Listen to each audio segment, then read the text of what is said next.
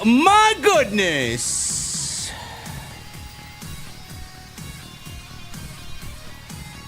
You know, one of my favorite things in the chat is when Naft Gaming always says, nailed it. After I nail the air drums for the intro.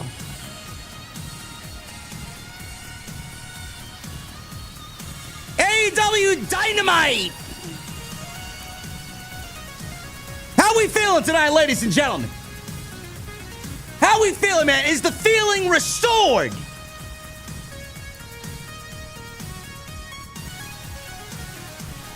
Feeling ain't restored for me, man. The feeling of boredom. The feeling of zero emotion. Every single week.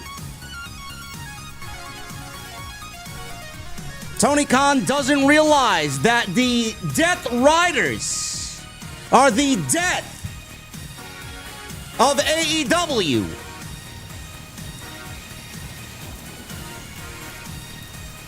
Will Ospreay and Kenny Omega had a face-to-face tonight. Jeff Jarrett got 10 more minutes of TV time and continued to beg for a World Championship match. MJF, who knows? And Tony Khan seems to think that we give a shit about Hangman Page retiring Christopher Daniels. Oh, it's gonna add another layer to the Hangman character. Sure thing. Sure thing. Ladies and gentlemen, we're going to my mother's basement. Jesse's already waiting there with 2 old fashions. And when I walk through those doors on this Wednesday night, I want to know, what the fuck are you guys drinking? I'll see you over there.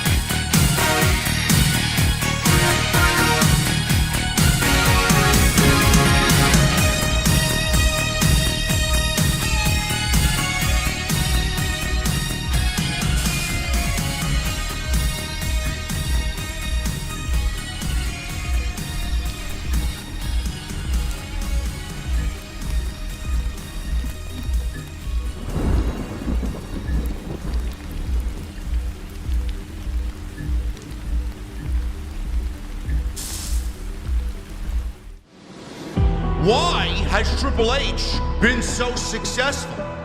Why is Triple H running WWE better than Vince McMahon and Bruce Pritchard on Monday and Friday night? Long-term booking.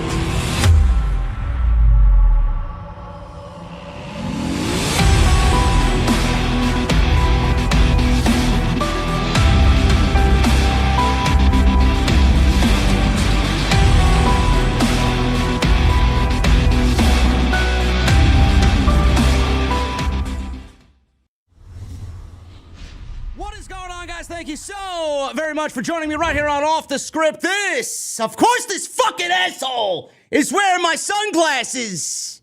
This fucking guy's wearing my sunglasses right here on Off the Script. It is Wednesday, January 22nd, 2025. I am your host, JD from New York. As always, coming to you live from the OTS venue inside my mother's basement. Thank you guys so very much for joining us on your Wednesday evenings, wherever you may be. As always, joined by my co-host, and very good friend on Wednesday nights, the Chi-Town Smark himself, Jesse. What is going on, brother? Not much, man. I feel cool right now. I know, aren't they, man? They're a $300 pair of sunglasses, man. Man. Yeah. Yeah. Bro, these are not sunglasses. These are blinders. I can't see. Man, they look. shit. Man, they look fucking good, man. I got some nice taste, bro. You know? Man. I know. I gotta tell you, I've never worn $300 sunglasses before till now. I know. Oh, there you go.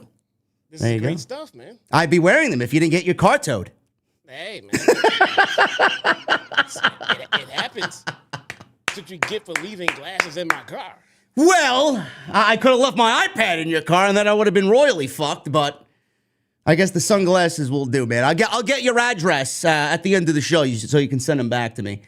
I gotta tell you, it was all part of a big, elaborate scheme. Was it? Cops were in on it. Tow truck was in on it. Everybody was in on it. That's why you get your glasses. Why? Because I really wanted these glasses. Okay. Well, I asked if I could get the glasses out of your car, and the cops and the officers turned me down. Fucking assholes. Yeah. There's no reason why they couldn't have let you get that. I don't know. It is what it is. Listen, Dynamite tonight, man. Okay, I'm hearing turn-ups. I know. I just turned you. I think I turned you up way too loud, man. Listen, I'll be back home tomorrow. None of this will be happening when I get back home. I think you're fine now. Don't worry. Jesse's fine, okay? All right. Jesse's fine. Steven, what's up, brother? Abseeking. You're not too far from me, bro. Jesse, Dynamite. What happened tonight, man? I feel very indifferent to the show this evening. As always, I'll let you start where you want to guide us tonight on what was another boring Dynamite from, where were they? Alabama? Kentucky? Where were they? Bro, I don't know. I skipped Dynamite. I watched reruns of Buffy the Vampire Slayer tonight. Wow. I haven't heard much more entertaining. I haven't heard the name of that show in many. That's like Dawson's Creek. Never seen it before. Listen, man, we were in Chicago, man. Right before the Hog Show, the night before the Hog Show, I watched a 3-hour block of Boy Meets World, bro. There you go. Yeah. Now, does that not sound more entertaining than what we? Absolutely. It was the block where Corey was trying to convince Topanga not to go to Pembroke, and then convince her to go to Yale because he wanted to be a supportive boyfriend. But Sean Hunter knew he was bullshitting, and he didn't want her to go to Yale. Oh, well, come on. Now I need to know how this ended. You know what that sounds like, bro? That sounds like compelling storytelling. Yeah. It's amazing what good storytelling will do. But instead of watching that, I actually did watch a show called Night Agent on Netflix. Pretty good show. Really? Pretty good. You know show, what man. I just recently watched? I watched the Carry On Netflix. You ever see that one? Oh yeah, with Jason Bateman. That was a fucking good movie, bro. I wouldn't say it was great. That was a good movie, man. He had a great role in that movie. Yes. Yeah. No, I think you hit it on the. It's not like it's a phenomenal movie. No, it was a great fucking movie, man. I know. Listen, I'd rather talk about all this other shit than fucking Dynamite tonight, man. Where the fuck you want to go with Dynamite? See my point. Yes, we'd rather do anything else than talk about fucking this terrible program. What was the biggest takeaway for you tonight, Jesse? I know a lot of people. We'll get to the beginnings of the show and what Kenny Omega and Will Ospreay did. I thought that was very good.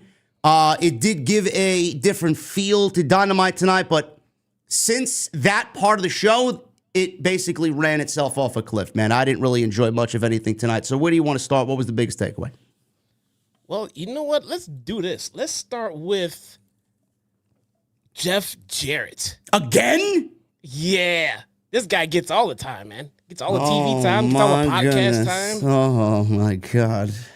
The most interesting thing about this whole night was not exactly Jeff Jarrett. Of course, not Jeff Jarrett. It's the fact that they had MJF on the show there in Knoxville, and they used him once for the Jeff Jarrett segment.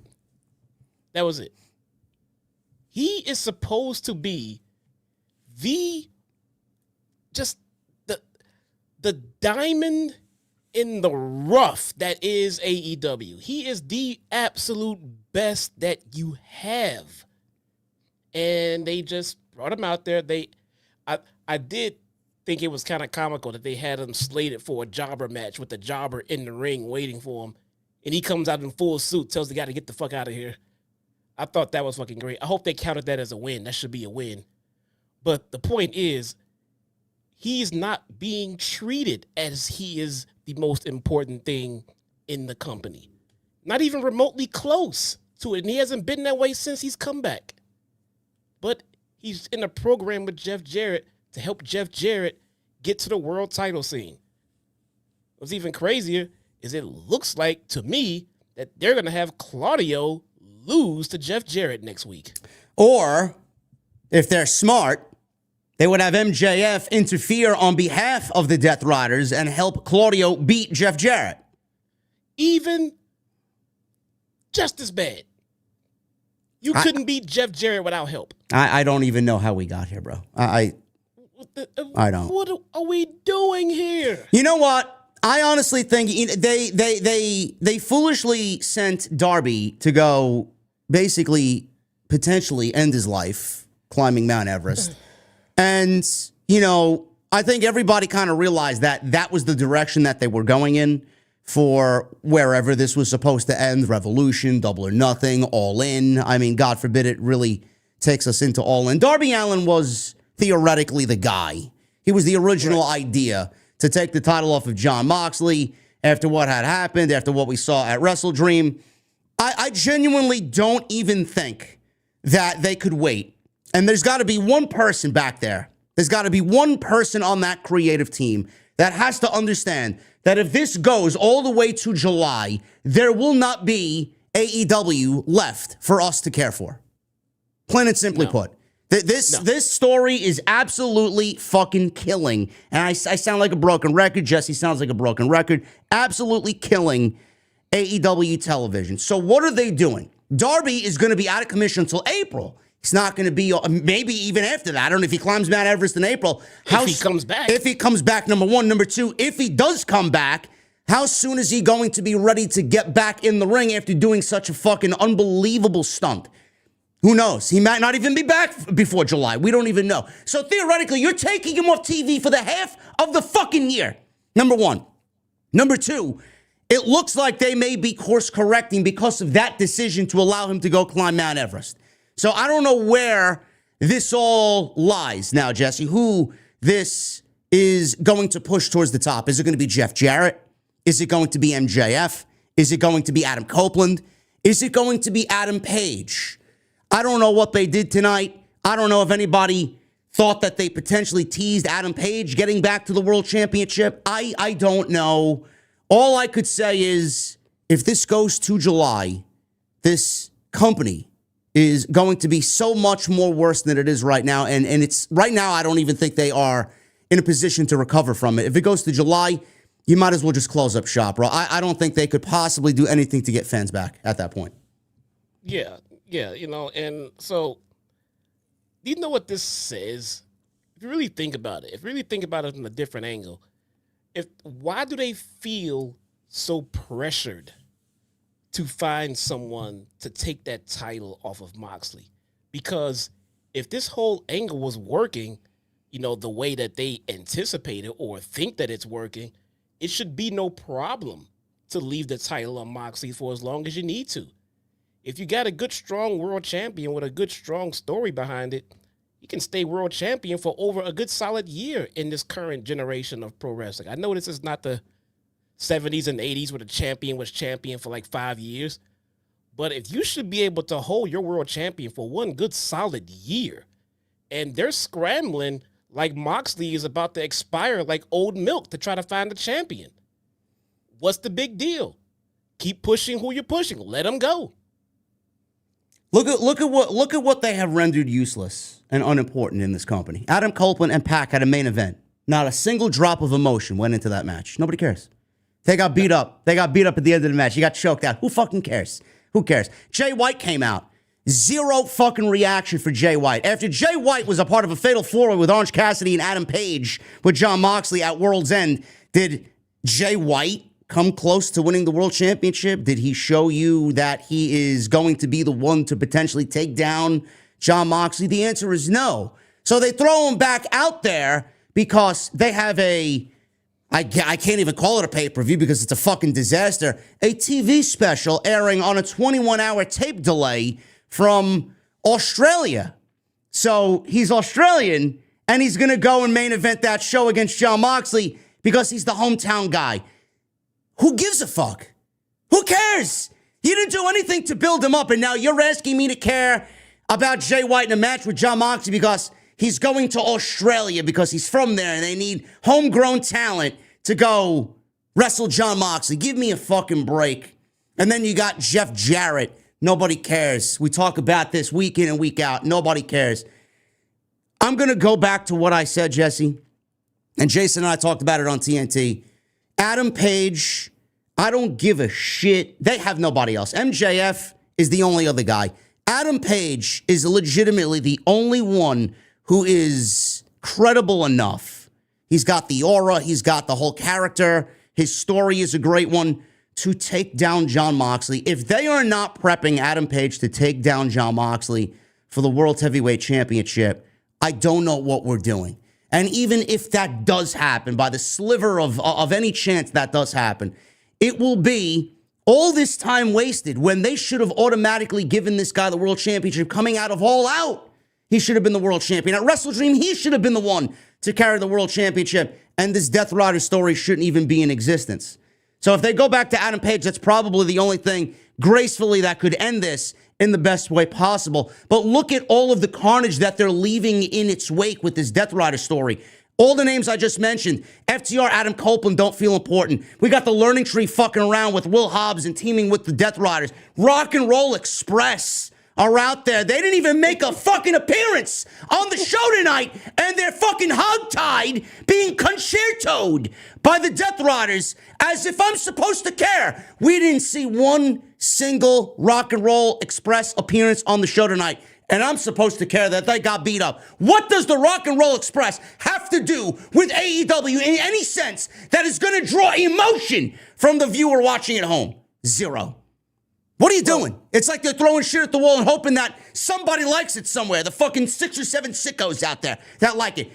I don't believe how fucking directionless everybody is, bro, and how everything is just so emotionless in this story. It's fucking sad. It really is sad to see.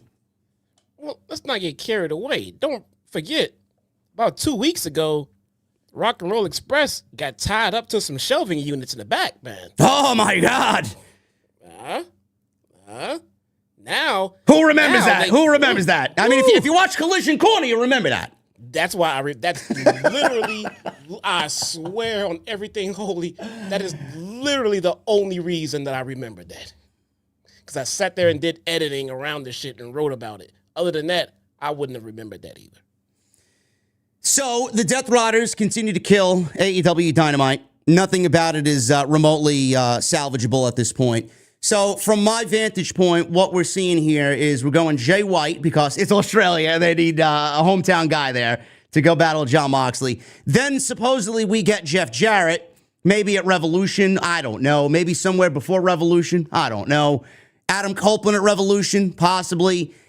Listen, I don't know where we're going with this, but somewhere along the line, keep in mind Christian Cage is still holding that briefcase or that contract for the World Championship. If he by chance wins the World Championship and we get him holding the World Championship, it can't be any worse than what we're getting now.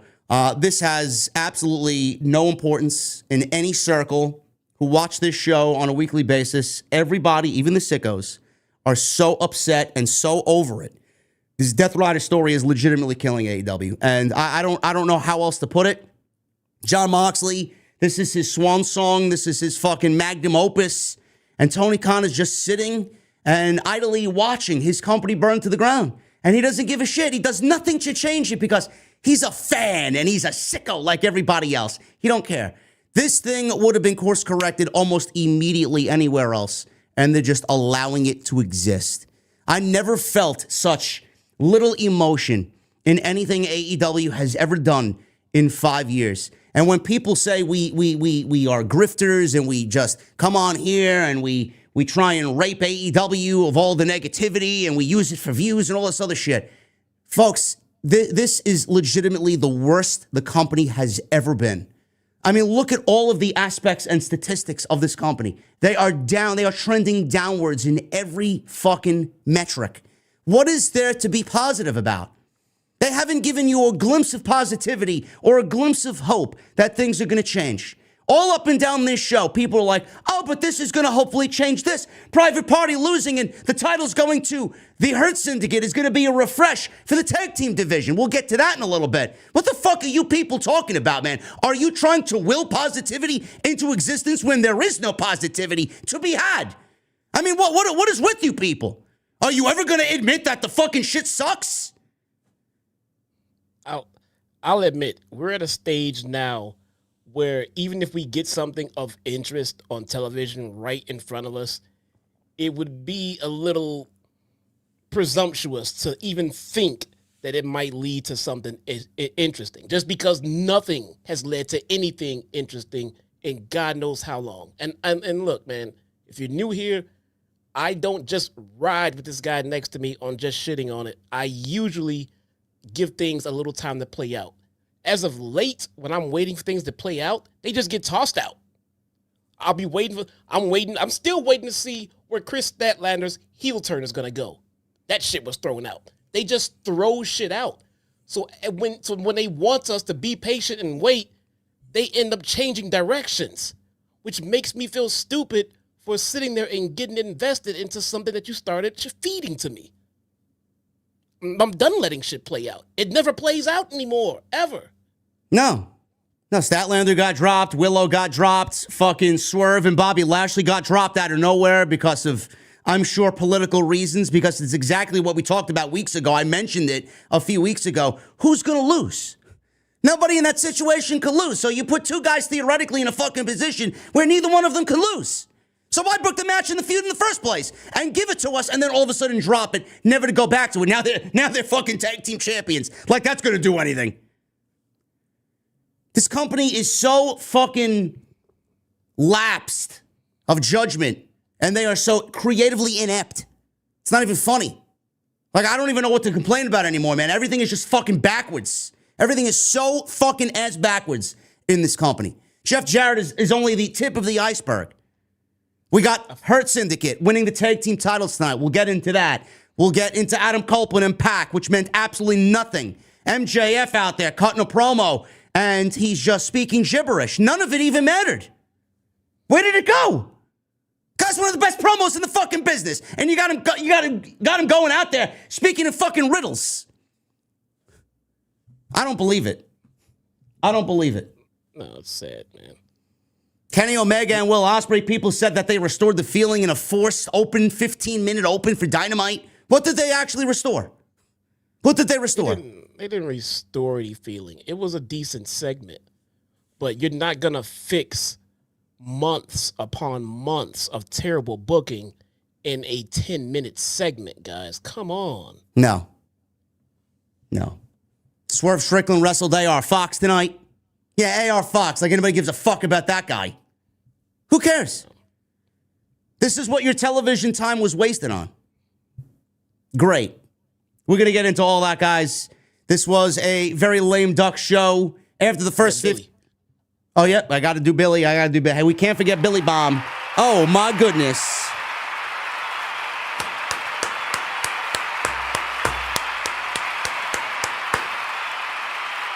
My guy, Billy Bomb, with a $100 super chat. What's up, JD and Jesse? Just want to wish my mother's birthday tomorrow. Gonna surprise her with flowers and love. She's the best mom in the world. But OTS family for life. And by the way, Jeff Jarrett, get him off my TV. And please, AEW, get a creative team. I love you, Mom, says my guy, Billy, with a Billy Bomb. Thank you, brother, as always. Shout out to Billy's mom. Oh, yeah. Billy's mom. Just don't get her involved in MJF and Jeff Jarrett's storyline. There may be some nefarious things said about Billy's mom. We don't want that on the air. No, and keep her away from Christian Cage as well. Yes, keep her away from Christian Cage. He's got Mama Wayne, though. What else does he need? I mean, you never know, man. Maybe he get more than one. Is he greedy? He he seems pretty greedy to me, yeah. I guess so. Anyway, guys, we'll get into all that you got going on tonight. It is going to be a great stream. We got 3,200 people in here on a Wednesday night. When I tell you that people are disgruntled with AEW, just look at the numbers, man.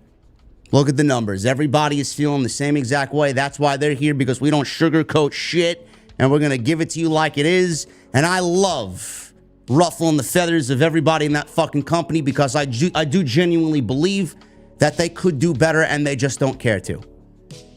Follow us on social media at JD from NY206, Twitter, Instagram, TikTok, and Cameo. Hit that subscribe button down below. Turn on the bell for all notifications. Make sure you guys go check out all of the other content on the channel. I was live on Monday night for Raw. Last night, Tuesday Night Titans, episode 80 with the Solid Monster. Talked about the Britt Baker story that broke this week. We talked about Malachi Black, Corey Graves, Saturday night's main event, the TNA and WWE partnership. Some great discussion last night, so make sure you guys go check that out. I'll have some more content up tomorrow. We got more Ricky Starks news that broke today, as Tony Khan denied Ricky Starks his release, but that's not new information. That's pretty much been had over the last few months, so we'll talk about that. Go follow Jesse on YouTube as well. Click his name down in the description. It'll take you right to his channel. He uploaded today a Britt Baker video and his thoughts on Britt Baker. He also did a current state of AEW address not too long ago as well. So he's got some regular form content going up on the channel. Is that correct, Jesse?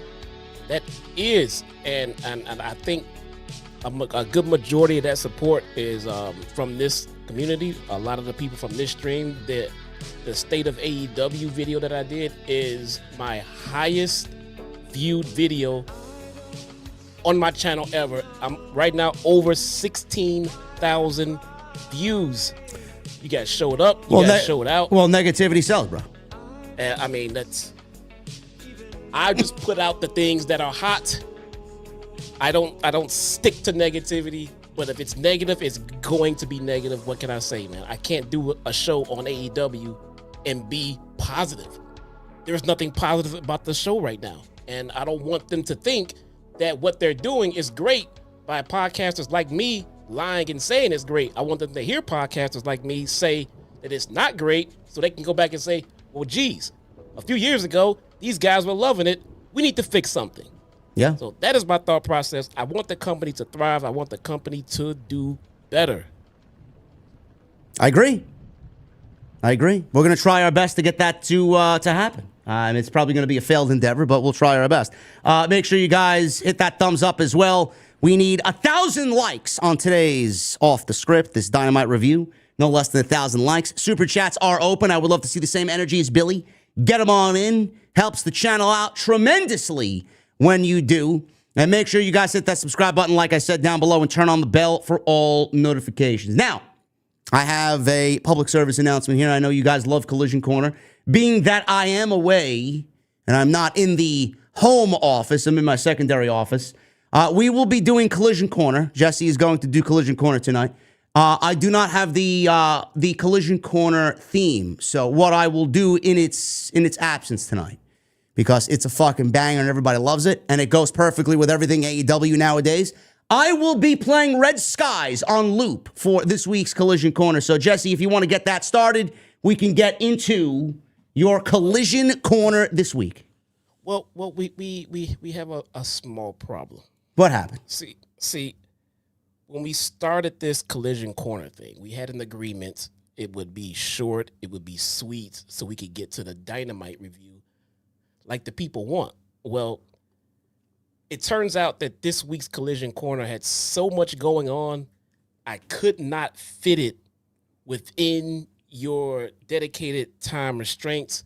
So unfortunately, there will be no Collision Corner tonight. There's no Collision Corner tonight, huh? Sorry, man. I mean, I'm here to honor our agreement and make sure that it's. Are you denying the fans, the 3,000 plus in here? You're denying them Collision Corner? Well, here's the thing. I need you to approve and override and give me the green light to go. I need an overrun. I need to go past. I need you to stick with this until the end of Collision Corner. Bro, you got to give the people what they want. You tell me, and it'll happen. Chat, I'm going to green light right now, Collision Corner. There we go. There you go. Then let's do it. Collision Corner. Absolutely, Collision Corner with the Doc. Red Skies on this week's Collision Corner, man.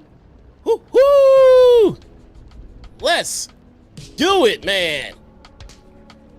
I have a special extended version of Collision Corner this week. We have a lot to get to, man. Let's do it. This week, in this edition of Collision Corner, we have Hangman versus Christopher Daniels in a Texas death match. Daniels lost this match and a lot of blood. Like, so much blood. Wow, man, that makes the match so much better, man. Oh my God, I can't miss it anymore. Bro, he lost an ungodly amount of blood in that match. I'm not even kidding anymore.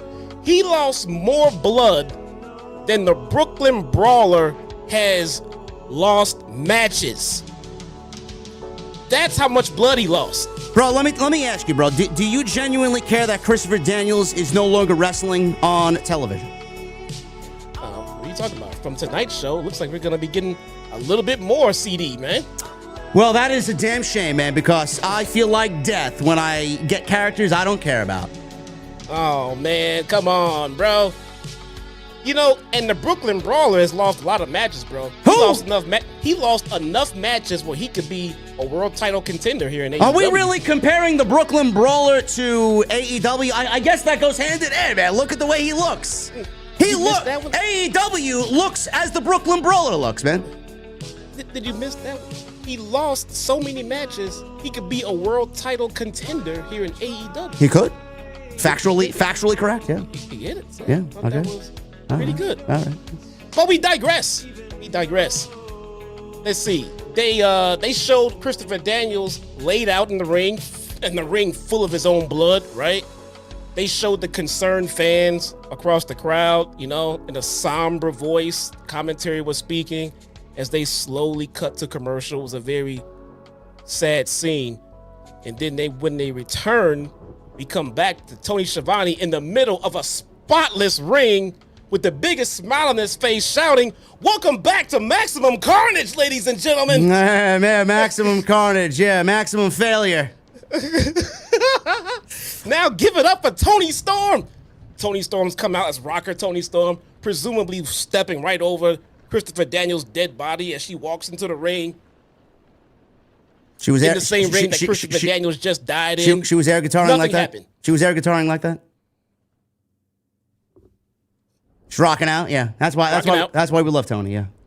Now, you know, when I came back from this commercial break, I was waiting for an update on this dead guy they just showed me in the ring before they left. That's not what we got, though, bro. They gave no update on Christopher Daniels. No, they never mentioned Christopher Daniels again for the rest of the damn show. Wow, man. Gee, I wonder why nobody cares he retired. This guy was a bloody mess. But we digress. The Undisputed Kingdom. The Undisputed Kingdom defeats Shane Taylor Promotions, a.k.a. Hurt Syndicate Beta Edition. Who? Exactly. Let's see. The trio, once known to be the most dominant faction in NXT history, got wiped out by Shane Taylor at the end of that one, and they get saved. Don't worry, Adam Cole and his crew get saved by Daniel Garcia. Wait a minute. They've lowered Adam Cole to be wrestling Shane Taylor and Lee Moriarty? Yeah. Well, in all defense, Adam Cole has to work his way up to Shane Taylor because he wasn't in the match. Jesus. It was just Shane Taylor Productions. Jesus Christ. Shane Taylor got in the ring and beat the shit out of the entire Undisputed Kingdom by himself. Better work his way up to a fucking pair of dumbbells and fucking start lifting some weights. Jesus Christ. Hey, man, I'm just saying. We got the Murder Machines.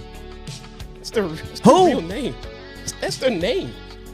The Murder Machines Brian Cage and Lance Archer, they squashed Top Flight, who also got a jobber entrance, to go along with that squash. Now, after the squash, Top Flight got beat down by Leo Rush. Bro, hold on. Now, Action Andretti was out there, but he didn't put a fucking hand on Top Flight. Leo Rush beat down Top Flight by himself. Andretti was just standing there in the corner watching with a smile on his face like a cuck. He was like, oh, yeah. Wait a minute. Let me go back to the Murder Machine. Is that their real? Well, who is that, bro? Is that the name of the AEW creative team? That is the name. No, that's by the Murder Machines, man. Cage and Archer. What's wrong with you? Okay. Remember when Jake sold Brian Cage to the Murder Machines? Gee, I wonder. Some luchadors. I wonder why nobody's watching Collision. Oh my god. But anyway, this all makes sense, man. What the fuck are you talking about? Let's see. Yeah, okay. It appears, so through all of that, through Top Flight just getting squashed and then beat up by Leo Rush, it appears that TK found that Top Flight said something positive about CM Punk this week. So, oh, did they? They must have. The Acclaim broke up, and Billy Gunn clearly cares about the Acclaim more than he does his own sons, man. Let's see, we got Kazuchika Okada beat Tomohiro Ishii. Ishii was on Collision, huh? Dustin Rhodes. Dustin Rhodes defeat Damian Priest. Oh, great! In a squash match. Another aging relic on TV. That's exactly what we want to see. Damian Priest is not an aging. Oh, sorry, not Damian Priest. That was Adam Priest. Sorry. Dustin Rhodes defeat Adam Priest in a squash match that happened for some reason. Is Adam Priest going to be in the Judgment Day? I think he will be signed by Triple H very soon. Why are they giving Dustin Rhodes squash matches? Who thought of that idea? Okay, moving on. Julia Hart defeats Harley Cameron. Oh my god, man! This show sounds fucking awful, man. I feel sorry for you. Holy shit! Julia Hart defeats Harley Cameron. Great! I thought maybe for a second that maybe Julia Hart was gonna get that momentum back because she did win, but then I saw Julia Hart tonight, so I had to scratch this part out of the. Maybe we could get Julia Hart, all demonic, and Adam Priest could come out and bless her, bro. That'll be a great story. That'll be a great storyline. That'd be fantastic, and then we can get like Adam Copeland's son out here or something, and then he can be a part of the group, and it can be an original idea. This is awful. Holy shit. This is great stuff, man. What are you talking about? And then we get the main event. Oh man! Wow! Man, buckle down. Hold on, man. You mean it wasn't Ishii? No, that's not the main event, bro. And neither was Adam Priest. That wasn't the main event either, man. I'm gonna tell you what the main event was. It was Chris Jericho and Big Bill and Brian Keith and Jon Moxley and Claudio Castagnoli and Wheeler Yuta. They lost to Dax Softwood, Cash Wheeler, Truth Magnum, Turbo Floyd, Powerhouse Hobbs, and Cope on the rope.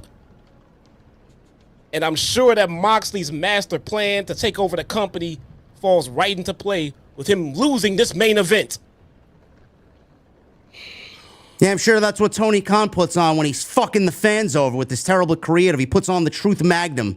He's got to protect himself from all the fucking criticisms that are coming his way. This shit sucks, bro. My fucking God.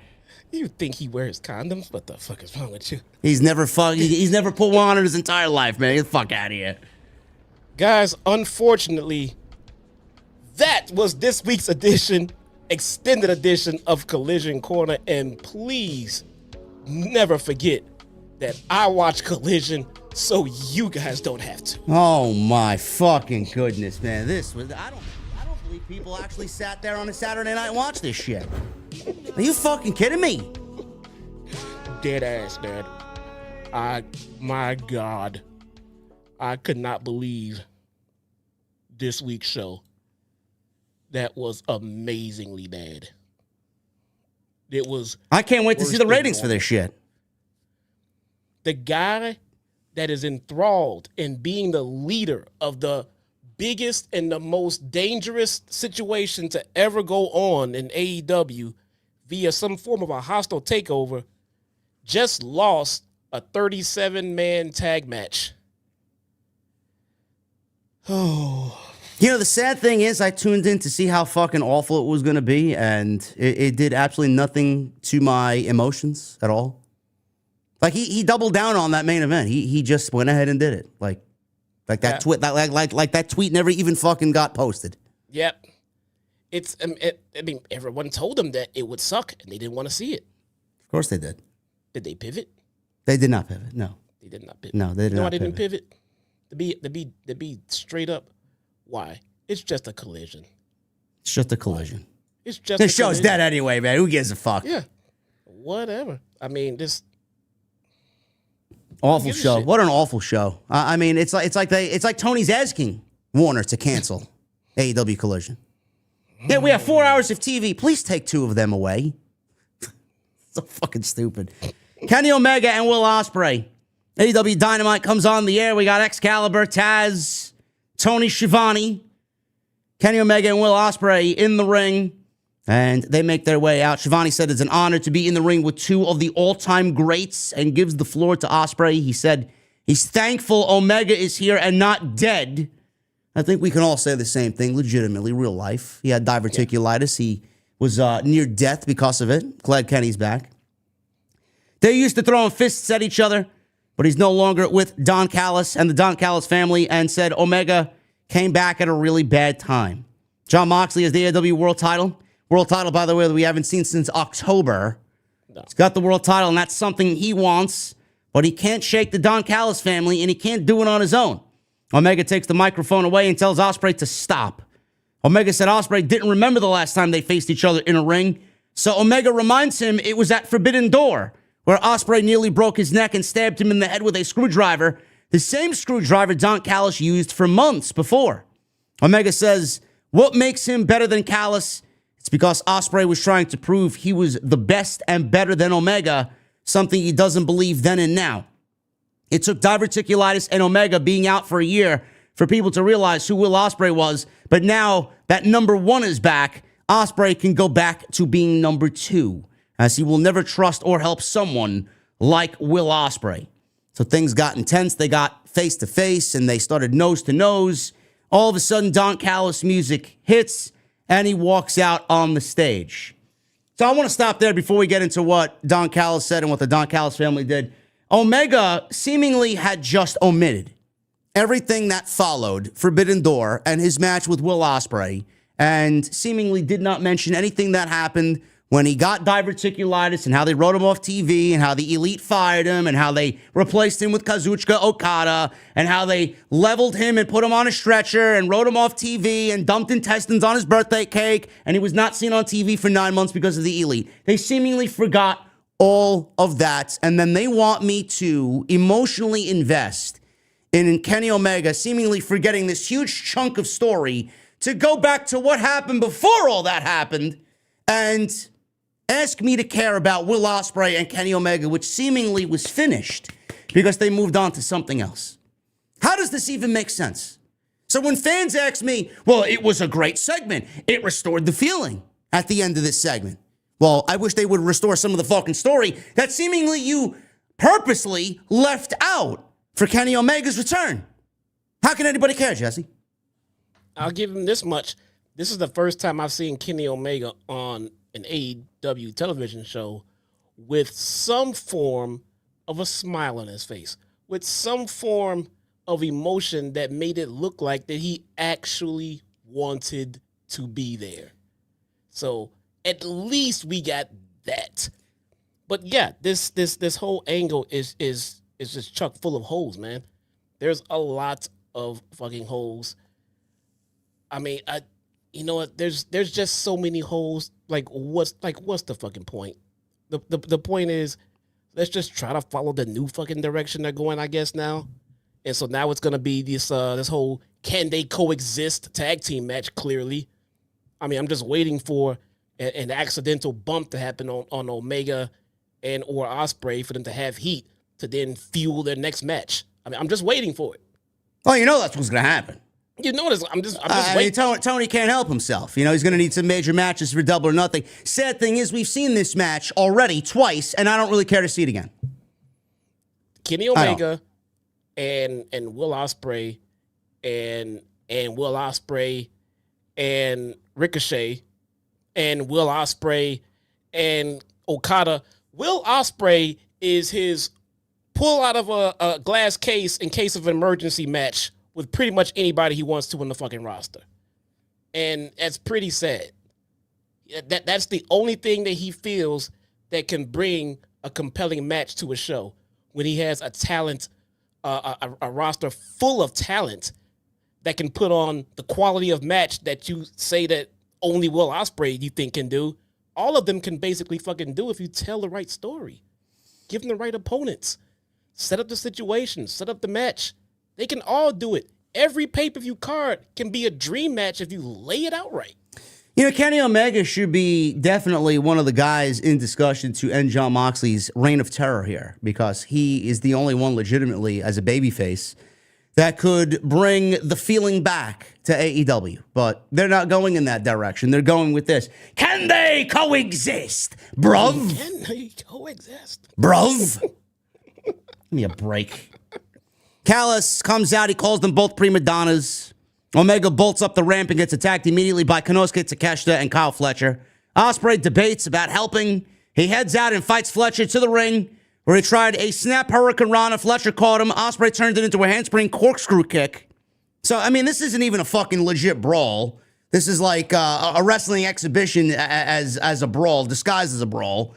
Takeshita attacks from behind. He gets dropped with the Snapdragon. Omega gets the crowd going. He tries a Terminator dive, but he eats a Fletcher thrust kick. Fletcher then boots Ospreay over the barricade and into the fans, and Fletcher leapt off of a chair onto him into the crowd. Callis waved in Brian Cage and Lance Archer, and then obviously it was all of the Don Callis family out there, plus Don Callis against Omega and Ospreay, so the numbers were way too much for the baby faces here.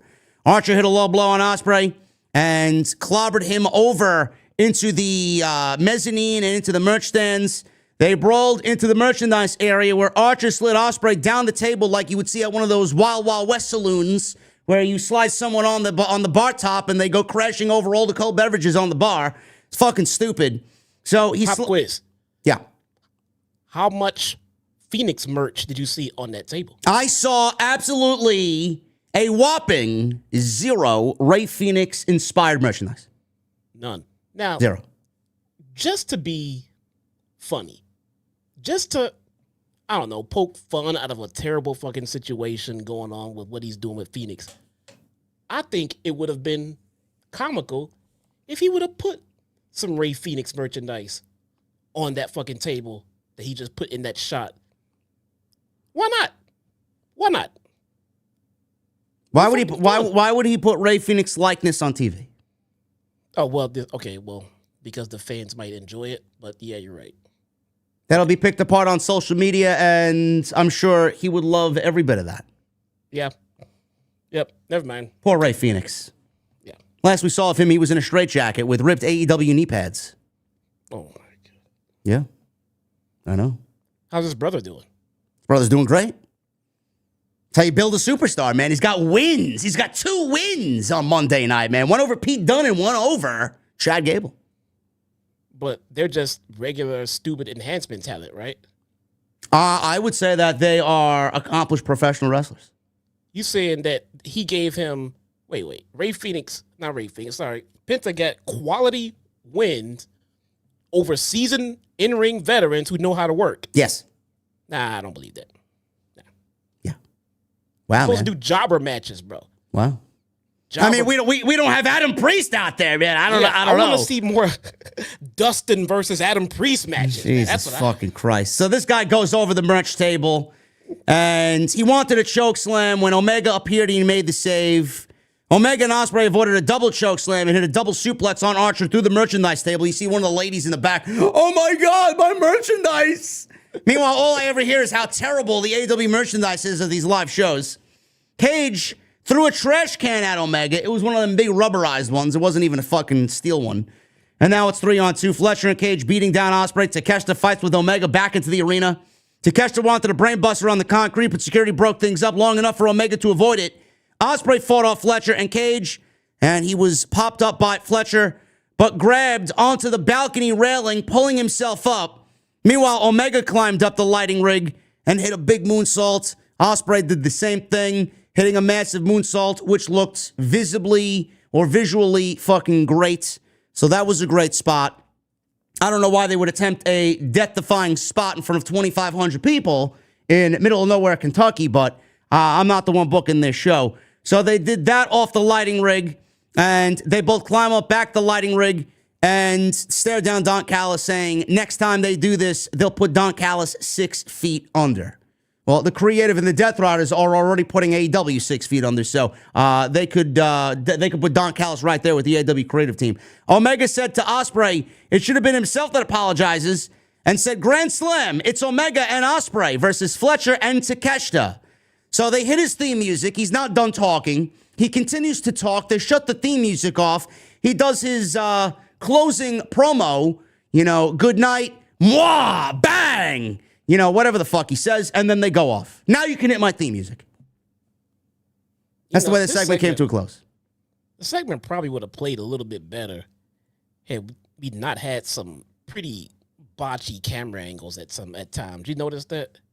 He missed a couple of spots. Honestly, bro, I wasn't paying attention enough to even notice something like that. Yeah, I mean, Mansory kind of botched a couple of those spots. Like we missed Kenny's springboard for the most part. Oh, they were in Tennessee. Kentucky, Tennessee. Who gives a fuck, man? I mean, really. They're in Knoxville. So they're in the middle of nowhere. Knoxville, Tennessee. Yeah, Kane country, Glenn Jacobs country. Listen, a bunch of people were. I said it, man. Can they coexist? Right? I said it on social media. And everybody's like, it was a great segment, JD. Why do you gotta hate it, man? It restored the feeling for AEW. No, that's great. Restored what feeling? For 15 fucking minutes? While the rest of the show was complete and utter garbage? No, you fucking kidding me? The segment, like we said in the beginning of the show, the segment was fine. It was cool. It's not going to restore anything. There are mountains higher than the fucking one that Darby's trying to climb, bigger for them to try to overcome before we restore any feeling. That's one segment is not going to fucking do it. No. Relax. No. Now listen, this match is going to be a banger tag team match.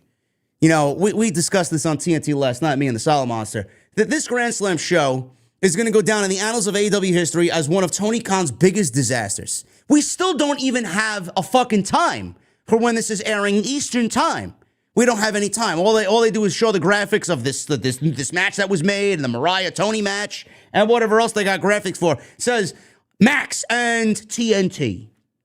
This is terrible. It was supposed to be a pay-per-view, right? It was supposed to be a pay-per-view, you fucking geeks out there who tend to believe it was never supposed to be a pay-per-view. I don't know where you were fucking born and raised. I don't know what planet you're from, but AEW's not putting 50,000 fucking people in a place and then going to label it Dynamite or Collision. This was absolutely going to be a pay-per-view. They bit off a little bit more than they can chew. They couldn't sell fucking tickets. They got downsized big time to a little fucking rinky-dink place, and now they want nothing to do with it because they feel slighted. But they should be looking at themselves in the mirror, and they should be pointing the finger of blame at themselves because they are to blame. Tony's to blame. His team is to blame for the terrible lack of promotion and the lack of information for this show. You've done nothing to make this show feel important. And by the time this show airs, Jesse, it's going to air after the NBA All-Star game at 2:30 in the fucking morning. And you and me and everybody else are going to be with Mr. Sandman in Dreamland. Who gives a shit? Yeah. The NBA All-Star Weekend has been trashed for a long time, and I would still rather watch that than another AEW show. Who's going to be watching this show? Who? Another random Saturday night collision that nobody cares about. This was supposed to be a huge international pay-per-view for AEW, and now it's not. And now nobody's even going to get to watch it or care. It'll be streaming on Max. You can watch it at your own discretion, but they've done nothing to make you care about it. They don't even tell you where it's airing and what time it's airing. Wow. It's almost like they couldn't sell 50,000 tickets. They don't realize that they are in the wrong, and why that happened, to them is because of their own doing. And they almost seemingly abandoned ship. No promotion for the show. They want you to think it doesn't exist out there. I'm sorry, guys. This is what you get for not emotionally investing the fans in the stories that you're creating. Awful. So this segment was fun. It did nothing to restore the feeling, because after this segment was over, we went back to the feeling of dread and fucking hopelessness for AEW Dynamite. We got an excellent history package on Pac. I mean, they had some nice video packages tonight. Pac was not the only one. We got one on Mariah May and Toni Storm. We got one on the new House of Black, which is now, I believe, changing their name to the Hellhounds or something along those lines. That is Brody King, Buddy Matthews, and Julia Hart. So we got some nice vignettes spread out across this show. Pac was definitely one of them. So, yeah. What would you have done? Would you have changed the name? Even if you don't like this name, would you have come up with a different name? Or would you have kept House of Black? No, I am glad that they are going on and venturing out on their own. I think that's the right idea. Yeah, I mean, if you continue to label, because theoretically, listen, I think everybody kind of understands that we all love Malachi. He's not there anymore. It should not be a group named under his likeness or his influence. I do think if you do that, they are just hanging on to whatever failure that group was, because let's be honest, that group was a failure. They went nowhere. So it would be in their best interest to shed that and just go and start something new. And I hope that AEW continues to push them on TV in a meaningful way, because Brody's gotten over. You've documented that on this show. Brody's gotten over on his own. People definitely want to see more Brody. Buddy Matthews is one of the best pro wrestlers in the fucking world. And I think Julia Hart is definitely an up-and-coming women's star in the division. Still rough around the edges, and she was out for a long time, so she's got to get back and get into the swing of things. But the makeup of the group with these three is a very good group. So yeah, I would have them go out and do something different away from Malachi. Yeah. I don't know. I tend to think I might keep the name the House of Black. Just make sure I give some kind of official passing of the torch type ceremony or something to make sure that it's well known that Brody is the new king in the House of Black. Or if you're going to change the name, why not put King in it? Since it should be led by Brody King. I don't know. I don't mind. Listen, out of all the criticisms that we have about this show, I'm not going to critique that. I think that's a good direction for them. That's just me personally. I don't know. I was just wondering that. I'm like, I would keep the name. They've been using it. This one guy is gone. Who knows what Malachi's got planned creatively for himself in WWE, or what they're coming up with, for him. He might have a new group himself in WWE that has a same feel. We talked about this again on TNT last night. Jason came up with the idea of maybe putting Malachi as the new leader of the Judgment Day and giving them that dark arts feel, Judgment Day seems too comical now for Malachi Black. Yeah, you could change something like that though. You could change that. Yeah, I don't know. We'll see. But that's just the way I feel about that. But this video package was really good. We got the showdown with him and Cope in the main event. So we go backstage to Jon Moxley, Marina Shafir, and Wheeler Useless. Moxley said Cope went to sleep in 2011 and woke up in 2025, not knowing what he's got himself into. There's plenty of weak individuals here, and Moxley is more than willing to throw him onto the pile. Moxley said Cope's neck is hanging on by a thread, just like Bryan Danielson's, as he put out Bryan and put him out of his misery along with Darby Allin. When Cope goes to the doctor and gets bad news, Moxley won't lose sleep. He doesn't have time to sleep. He doesn't have time for relics of the past when he's trying to build a future. Gee, you don't have time for relics of the past, but here you are teaming with fucking Chris Jericho, who nobody wants to see on television. Please make it make sense. We don't have time for relics of the past, but we got fucking Jeff Jarrett eating up 15 fucking minutes every week of AEW Dynamite television time. We got Dustin Rhodes, more than likely going after MJF. I mean, what the fuck are we doing? Get Jeff Jarrett in a program trying to get support to go for the world title. Jeff Jarrett in 2025. We don't have time for relics of the past. You believe Still this? carrying that fucking guitar too. Christopher Daniels is on I'm waiting for TV. Deborah to come back at this point. I would rather see Deborah than fucking Jeff Jarrett at this point. Who knows what she looks like now? Relics of the past, but we got all these guys. Christopher Daniels back on TV. Adam Copeland's in the main event. I don't get it. Make it make sense, people. Make it make sense. The Hurt Syndicate, Bobby Lashley and Shelton Benjamin with MVP against Private Party, Zay and Quen for the AEW Tag Team Championships. Jesse, this was, and I listen, they got some offense in here, but let's call a spade a spade. This was a fucking squash. This was a burial. I'm sorry. Wasn't as bad as Kofi. Wasn't as bad as Kofi. Nothing was as bad as Kofi. I mean, that's just on a different fucking planet. But this was a burial. I'm sorry.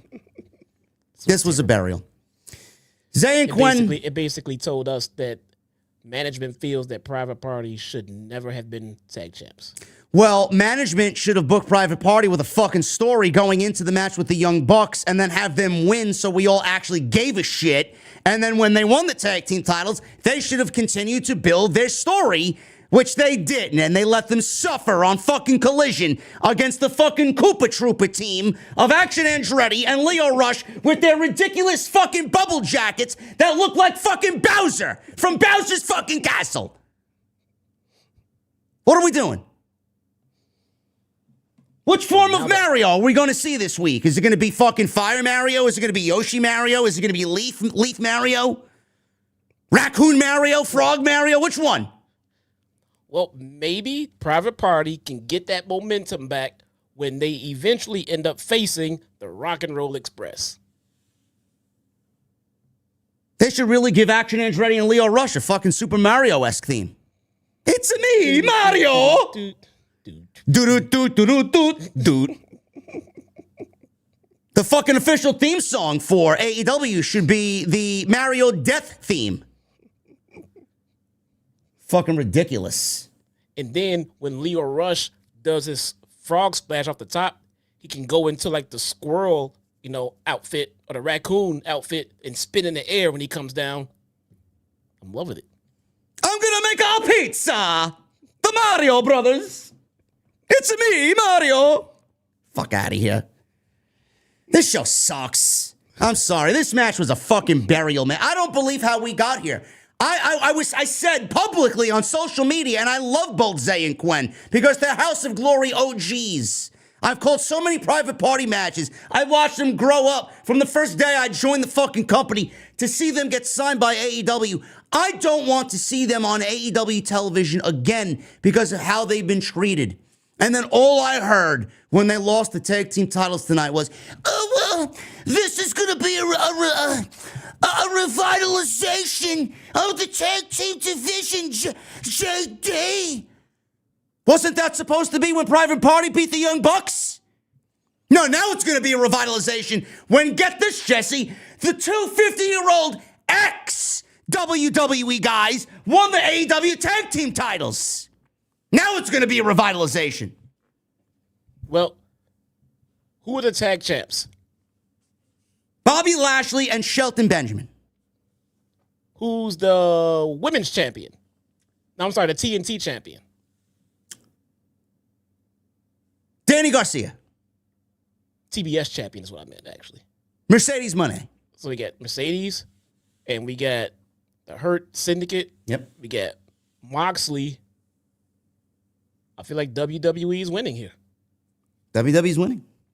There you go. Wow, man, the foundation of AEW, man. If you guys don't open your fucking eyes and see where we're going, AEW has lost its way, man. Their original vision is dead. Dead. So is this division. This division is fucking awful. Jesse, remember when we were sold on AEW on day one, man? Tag team wrestling is going to be in the main event often. Tag team wrestling is going to be at the forefront for AEW television. I can't even fucking tell you at this point in time, 11:50 p.m. on a Wednesday night, more than 3 fucking teams in this tag team division, man. Who are they? Who are they? Where are they? Who are the trios champions? I have no fucking clue. That's a good point. Me either. Do they still carry around the tag team titles? Chat, who the trios champions? This is the Death Riders? Does Pac, Claudio, and Wheeler Yuta still carry around those titles? Do they? I have not seen those titles, man. They didn't bring them out tonight. Then why do we have them? Look, man, we got one title in a briefcase. I think we better leave it at that. I think the Death Riders are the trios champions. Yeah, Death Riders. Yep. Great. Nobody cares. 2 out of 3 are WWE guys. I genuinely don't believe how we got here. I said this and I documented it. AEW Creative, whoever is in charge of this, Tony Khan, Will Washington, fucking RJ City, who I don't even know who the fuck is working what here. I really don't. You're all fucking to blame. Every single fucking one of you. How do you take Private Party and have them beat the Young Bucks, who are one of the most decorated tag teams in the history of this sport, and then do nothing with them? I mean, was there any other option for you to give the tag team titles to? That is what you rested on. Private Party. Yeah, let's give them the tag team titles and then do absolutely fuck all with them. Wasn't there a report that the Young Bucks wanted to drop the titles to the Outrunners in a squash match and have them go over quick and big? Imagine the roof on that fucking building if you actually built that up and made that happen. Why wasn't that an idea that made TV? I don't get it. I would have much rather seen that than this fucking 4 months of absolutely terrible title reign from Private Party. That would have been great. I didn't hear that story. So if whoever pitched it was a good idea. Whoever rejected it, we know who rejected it, if it was pitched.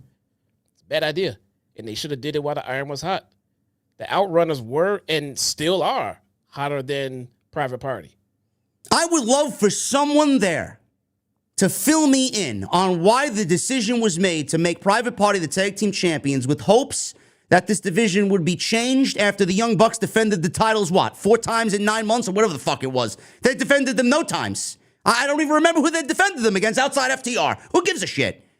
Like, what decision? Who came up with this decision, and why was this decision made to do nothing with them? You took them and beat the Young Bucks on Dynamite to have them wrestle Action Andretti and Lio Rush on Collision? That was your grand idea for the tag team division. How does this make new stars? They won the titles. It's your job to elevate them and build their star power. You did nothing with them. They got big league by fucking 2 veterans in Bobby Lashley and Shelton Benjamin, and then you're going to ask me to care about Private Party after all this. So people are now convinced. That's how fucking stupid these people are. People are trying to convince themselves that this is the actual change that the division needs. Who are the Hurt Syndicate going to defend the titles against when I can't name you 3 fucking teams in this entire division? Oh, but Private Party's going to be built up after this. Wasn't that the fucking plan going into them winning the titles? If you need to take the titles off of them to build them up, you need to learn how to write creatively. You build them up before you put the titles on them, not after. And I don't think people really realized how much the Hurt Syndicate just big leagued and just buried Private Party. From the moment they came out to them with that segment, walked into their VIP area, laughed in their fucking faces and said, we're taking those fucking titles, then walked away, and a couple of weeks later, just walked into the ring and pushed them right on over and got them. They just made them look and feel like fucking chumps. Yeah. They would have looked better just joining the Hurt Syndicate and giving the titles to MVP.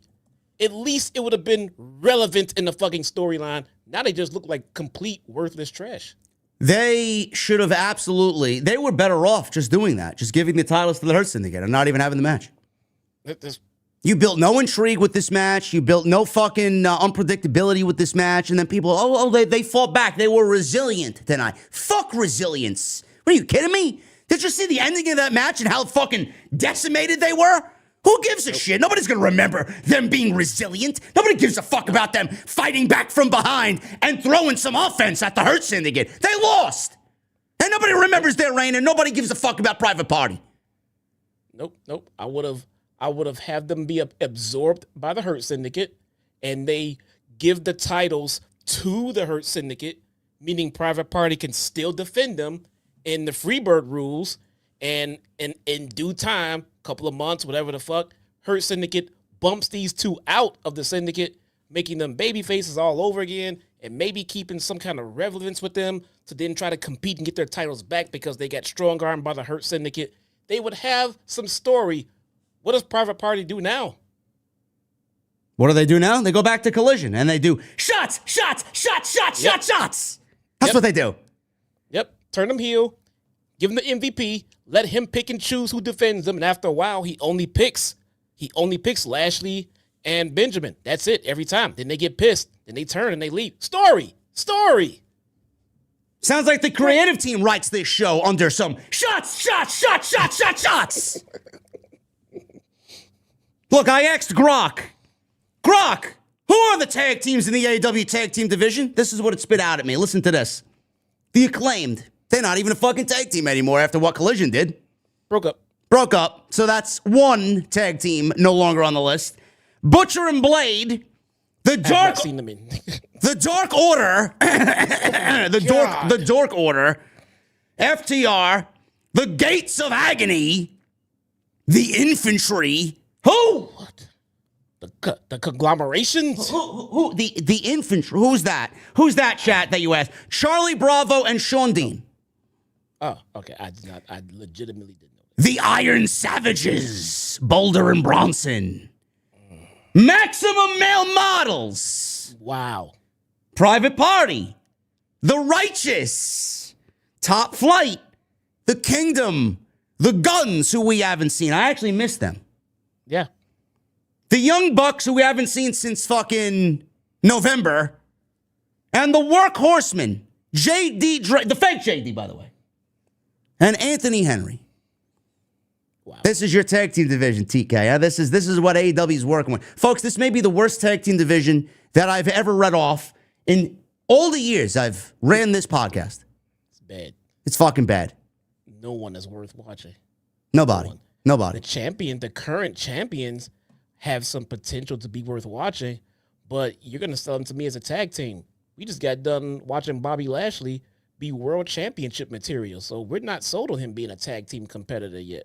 We're used to him being higher than this on the card. Who and the Outrunners? I forgot the Outrunners. They weren't. Grok didn't even realize the Outrunners was on this on the list of tag teams in AEW. So Grok said who?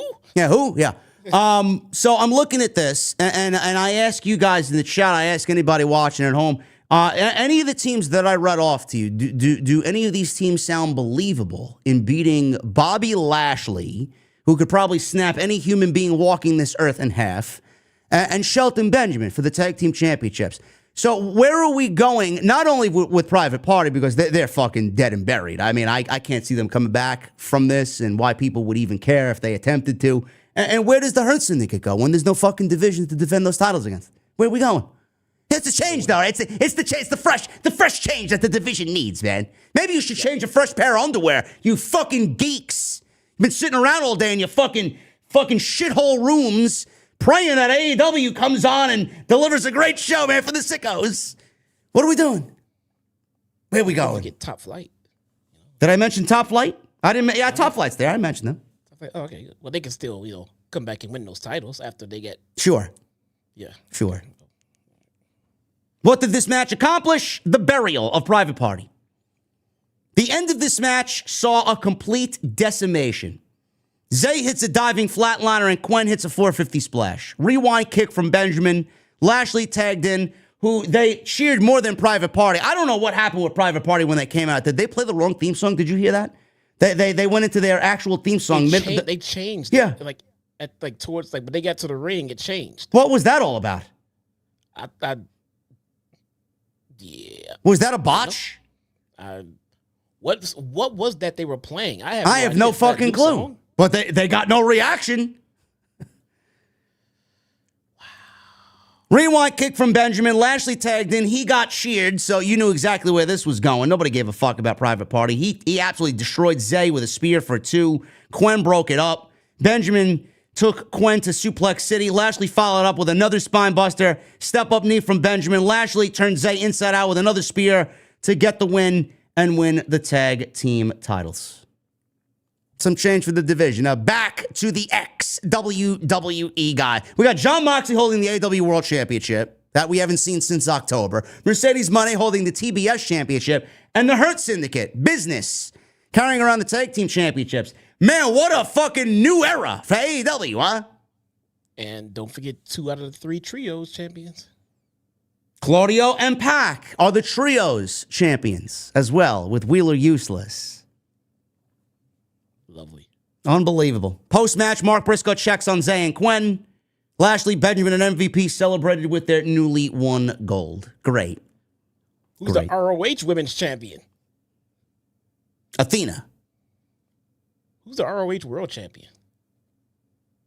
I have no fucking clue. I have no idea. Oh, Jericho. That's right. Jericho. Okay, there we go. All right. This is great. How fucking sad, huh? Great Unbelievable. stuff, man. Oh, my God. We got a video package with Mariah May and Toni Storm at Grand Slam. This was very good. I thought this was narrated very well. The highlights were good. And I would actually give a shit about the match if it actually was happening at a normal fucking time where I'd be awake and care. We don't even have a time. Imagine sending Toni Storm and Mariah May, bro, which was the biggest women's storyline in the history of this company, sending them to Australia on a 21-hour tape delay to air this match happening at 2:30 in the morning. Man. How are we reviewing this shit? I'm not staying up to watch that. I am not watching. If there is a review, we do it on Sunday. I am not staying up to watch it. Might actually be worth it. Chat, do you want to see Jesse and I review Grand Slam next month? Let me know. I will watch it live. Alex Marvez is backstage with Jeff Jarrett. He got cut off by Karen Jarrett. She said Jeff is getting down in the mud with MJF last week, and that's not who he is anymore. And she didn't like it. That's not who he is anymore. So you mean to tell me that Jeff Jarrett is similar to MJF 20 years ago? No. 30 years ago? No. Come on now. Why are we still running with that narrative? I'll give them the benefit of the doubt here. Jeff Jarrett was a natural heel in his heyday. I don't think I ever remember him being an effective babyface in his career. He was a natural heel. He was a prick for the era.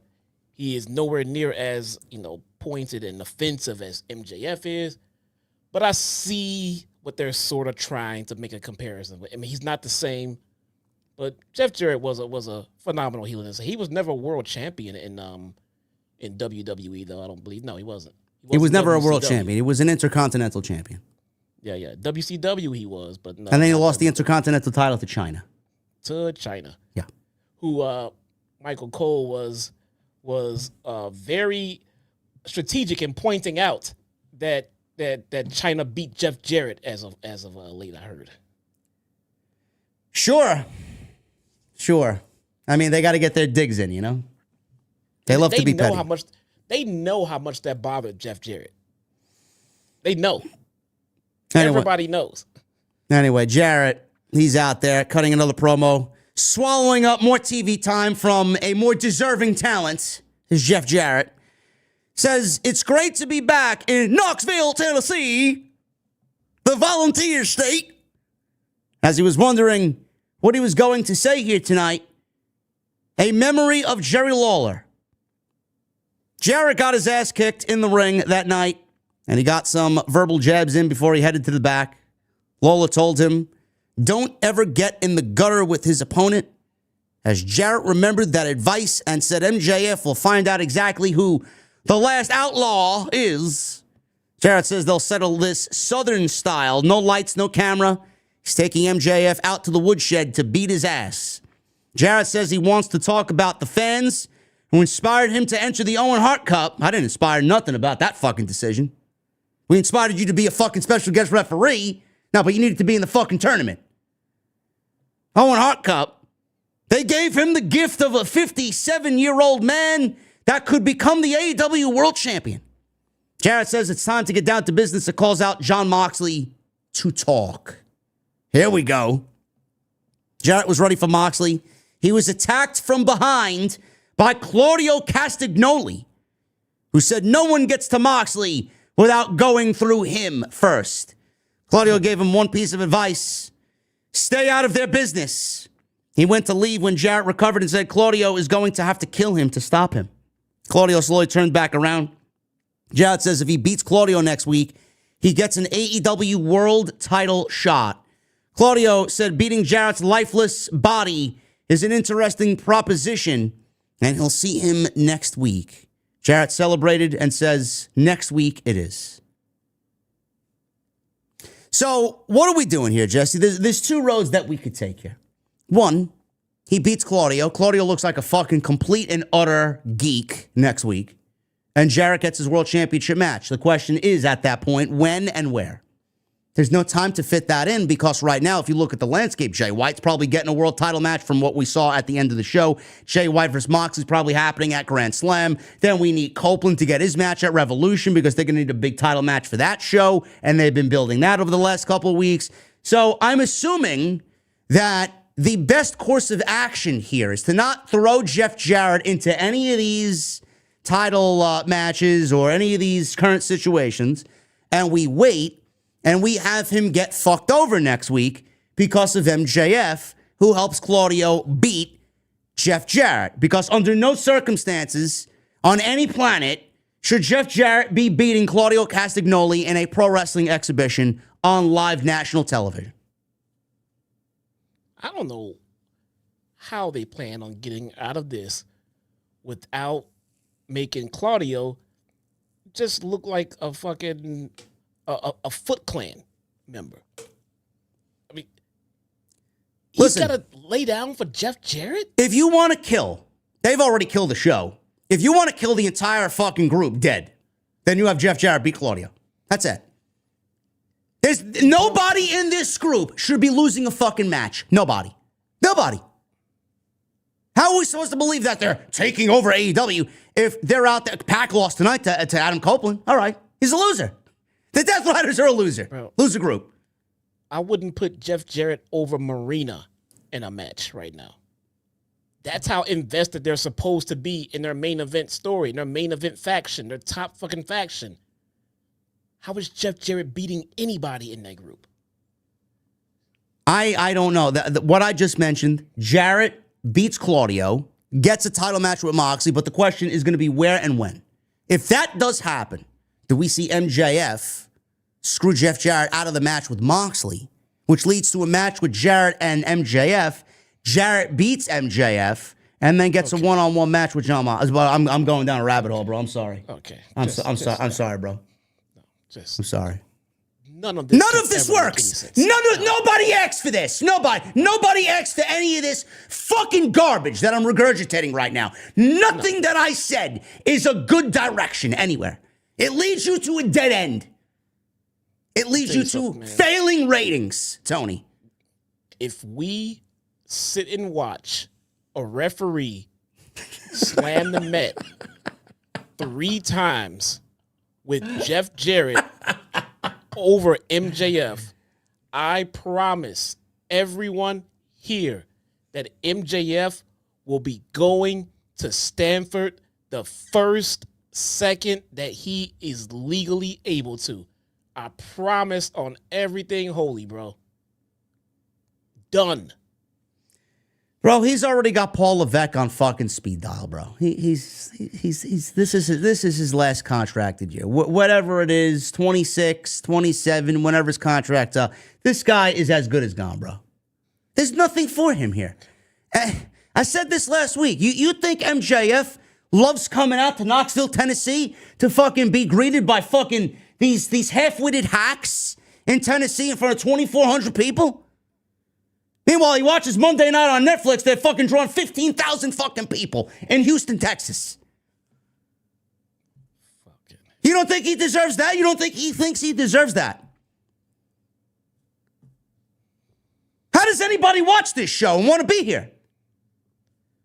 Somebody sat around a creative meeting and started coming up with ideas to get Jeff Jarrett anywhere near the world title in the names of him beating people like Claudio or MJF or even Moxley came out of their mouths, and it was a good idea across the table. It's like you have two contracts staring you in the face. One for the New York Yankees and the other for the fucking Washington Nationals. Like, who are you going to go with? You're going to take the fucking Yankees offer. You kidding me? Give me a break with this garbage. No direction in any way, shape, or form for this storyline works. Zero. I can't wait to see this shit show play out next week. I mean, forget about it. If Jeff Jarrett beats Claudio Castagnoli next week, you could expect a rant of all fucking rants next week from both of us. At least you got something to look forward to. They brought this guy in to AEW as a complete wrestling machine. He's a killer. Bell to bell, not too many people can do what Claudio does, but somehow we got to the point where we're worried that he's going to lose to Jeff Jarrett. He's got a mafia of a fucking faction. Interference shouldn't be the reason why he loses. Was he going to get outsmarted? He's going to get ganged up. What can possibly happen to justify Claudio losing to Jeff Jarrett? What can happen to make us say, oh, okay, well, they protected him. It looked good. No, there is no reason. They better lock away the rest of the Death Riders somewhere in a fucking dumpster or something and then kill the referee. None of this is going to make any sense. None of it. Maybe Dustin Rhodes gets involved. Why? Because they are the two last outlaws in the industry. Right. The old guy is trying to take over. The aging relics that Moxley just mentioned a couple of minutes ago.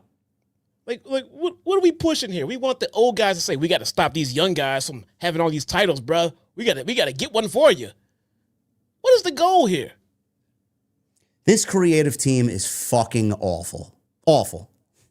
I'm sorry. I haven't seen shit this bad since the Vince McMahon late 2018-19 era.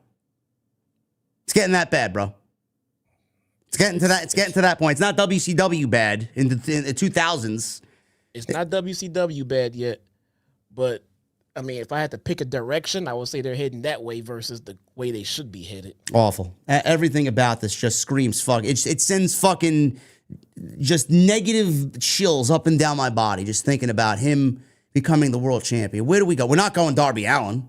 How could it be Darby Allin? How could anybody factor logically Darby Allin into the world championship title picture now? Can't. He's been gone too long. They got to bring him back. They threw him down a flight of stairs. Oh my God, he's taken out. What a dastardly attack.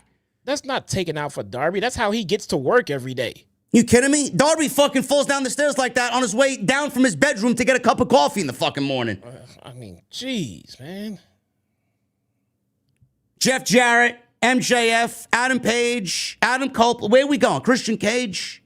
There are names. Any one of them sound better than fucking Jon Moxley and Jeff Jarrett. Jeff Jarrett. Yeah. I'd rather see -1 get a title push.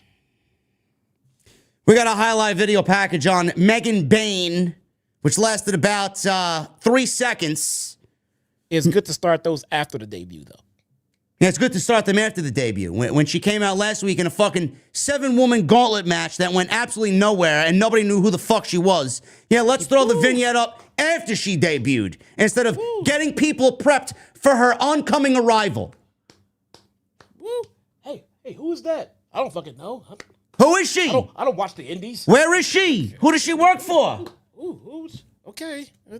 Yes, because we're supposed to have fucking overwhelming hope that Megan Bayne is going to be booked well on AEW television after the recent disasters in the division. Where's she going?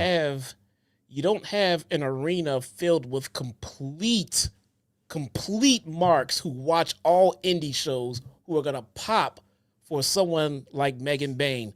Because if it were, then they would. If Megan Bayne would have came out with a crowd built like the original, very first All In, the roof would have fucking lit up. That's not who you have anymore. Those people don't come to your shows anymore. You've disenfranchised those people. If they are not booking this woman to dominate this division and potentially be the one to take the TBS title off of Mercedes Moné, I don't know what we're doing. But you know what? I envision a situation where Mercedes and the powers that be are already salivating to give Mercedes another victim. in Megan Bayne. That's what's going to happen. Oh, who else can I swallow up? Jaws. Mercedes is going to swallow her up just like everybody else. I'm thinking they're going to try to book her in hindsight to where they look back and say they should have booked Camille. Okay, we should have did Camille like this. We kind of fucked that one up. Let's bring in Megan Bayne and do what we should have done with Camille. Who? Exactly. Where is she? She literally quit. Like, she didn't quit Mercedes. She just quit AEW. We should ask Grok where Camille is. Oh, no. Oh, no. No. Let's ask Grok. Grok. Oh, fuck no. Where is AEW wrestler Camille? See what he says. Searching. AEW wrestler Camille is currently on TV hiatus. Her last televised appearance was in late 2024, where she parted ways with Mercedes Moné after an attack angle. And there has been no confirmed return to AEW programming since then. Discussions and materials have been prepared for her return, but no specific date or plan for her reintroduction has been publicly announced. Sounds about right.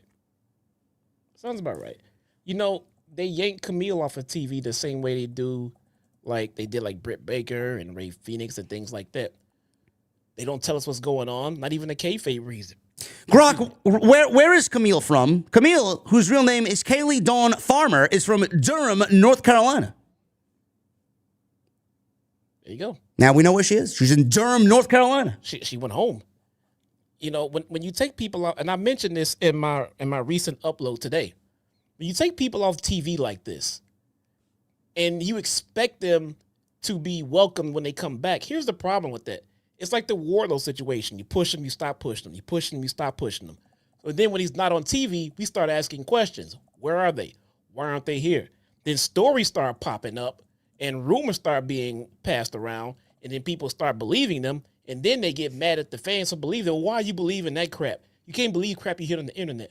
Well, you want to know why people are believing it? Because they were mysteriously taken off TV for some unknown reason, and you didn't tell us anything.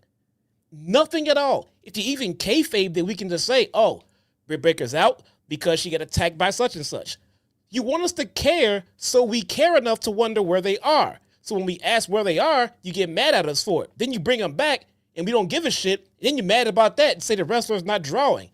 You can't just turn it on and off like a light switch. Either we care or we don't. Camille's gone. We don't give a shit. We don't care. Britt Baker's gone. We ask questions. We start believing rumors because you don't tell us shit. Be more upfront.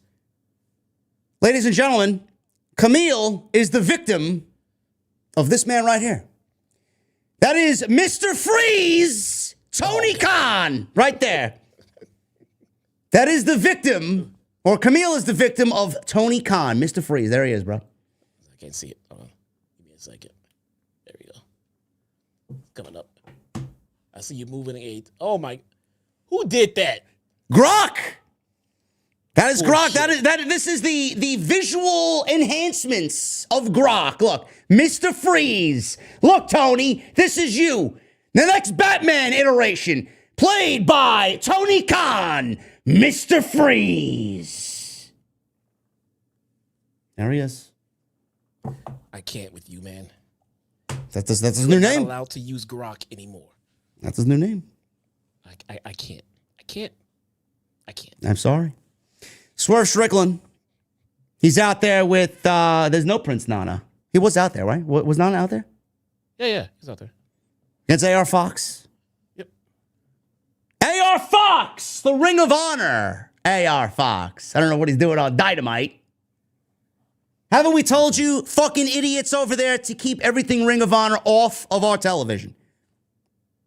AR Fox, how much of a reaction did AR Fox get, Jersey? Did he get a reaction? There, I just mimicked his reaction. Right? Okay, great. That was overwhelming ovation. Hold on. There you go. Okay, that's great. Yeah. AR Fox reaction, guys, right here live on the channel. AR Fox, man, you ever walk into them fucking spas where they got all the fucking nice serene music and they got the little crickets chirping, man, and you got those, the sounds of waterfall. That's AR Fox reaction right there. Put you right to bed. Jason says Star Fox 64. I love that game. Listen, Let me. You can't beat those games, man. You can't beat those games. GoldenEye, Star Fox, the original Mario Kart, Link to the Past, Zelda, man, Super Metroid, Chrono Trigger. Come on, man. Mega Man X. Love it. Maybe the best system of all time. Love it. Swerve Strickland and Prince Nana against AR Fox here. Ask me if I care, man, about fucking Swerve Strickland, AR Fox. Nobody gives a fuck. We go to commercial break. We come back from the break. AR Fox was able to hit a springboard moonsault from the ropes to the outside. Followed up with a springboard inside. Strickland caught him with a fireman's carry into a power slam. Strickland successfully hits a diving uppercut to the back. He went for the house call. Ricochet ran to the apron with scissors, attempting to stab Strickland, but was unsuccessful. Nana had a steel pipe with him, chased Ricochet to the back, as AR Fox was able to hit a pump kick in the corner, followed by what he calls low main pain. Yes, that's the name of the move. For a 2. And it didn't even, oh man. For a 2, yeah. Okay. He missed a 450 splash. He rolled through. Big pressure to get the 2. Strickland was able to hit a rolling flatliner, house call, swerve stomp, and he gets the win. Post-match, Strickland offered a handshake to AR Fox until Ricochet was shown on the big screen. Ricochet said next week, everyone will be forced to hear what he has to say. Oh, man. Don't threaten us, Trevor. Don't threaten us. No. Everyone's going to be forced to hear what I have to say. As he's holding up these golden pairs of scissors to Prince Nana's neck, Ricochet said there's a new landlord in town and rent is due as he bails before Strickland could make the save. All right. So they got a couple of weeks where they did some good stuff with Ricochet, okay? The scissors, the thing like that was good stuff. The next week he came out, said a little bit, didn't say too much, fine. Now I'm gonna have to hold the light up to this, man. Now he's still running around carrying the same fucking scissors, and he said way too much tonight. It was diabolical. It was evil. It was awesome, that first segment. But we don't have to make scissors his whole gimmick. We don't have to have this whole feud revolve around the fucking scissors. He used it that one time. Great. Fucking move on. All right. You don't have to have. We're not doing scissors on a pole match. It's not about the fucking scissors. It's just about how diabolical he is. And stop having him say more than just a couple of lines. Just stop. The longer he talks, the more embarrassing it gets for himself. Please stop. Well, he says everyone's going to be forced to listen to what he has to say next week. That's a true heel. I may be forced to hit the mute button on my remote control. That's a true fucking heel, man. I don't know, man. Where's it going, bro? What's the story? I mean, do we even know why they're feuding anymore? What is the whole reason of the feud? Didn't Swerve like embarrass him or something like that? Oh, the toilet paper? Is that what we're feuding over? You embarrassed me because you had everybody throw toilet paper on me. Toilet paper and scissors. There we go. It's great. This company really likes scissors, man. What the fuck? The toilet paper, I'm sure, has some symbolism as well, as the creator is flushing this fucking show down the toilet. I mean, who cares? I mean, it should be a great match. I hope it is. But who's going to win it? If Ricochet doesn't end up winning this, then what the fuck are we doing here? Honestly. Wasted our time. Wasted everything. Maybe he loses and he finally comes in with Samantha. Well. And she'll be more over than he is. Oh God. And I hope she can talk. We know she has a good announcing voice. Please don't confuse that with charisma to talk. Because he needs someone to talk for him. I don't know. This match is happening in 2 weeks in Atlanta, Georgia. They didn't want to do this match at Grand Slam because, I mean, who the fuck is going to watch it? Nobody. So we go from that to Will Hobbs. John Moxley and Powerhouse Hobbs. Highlights from last week's main event, which Hobbs looked awful. Supposedly, Brian Alvarez of the Wrestling Observer said that Will Hobbs, quote unquote, made the comeback after the show went off the air. So I don't know how this happened or why this was stated on the Observer, because the last thing that we saw was the Death Riders bail from last week's show, enter the crowd, and leave the building. So if Will Hobbs made the comeback, who did he make the comeback on? Because it certainly wasn't the Death Riders who left the fucking building. He was choked out and he passed out.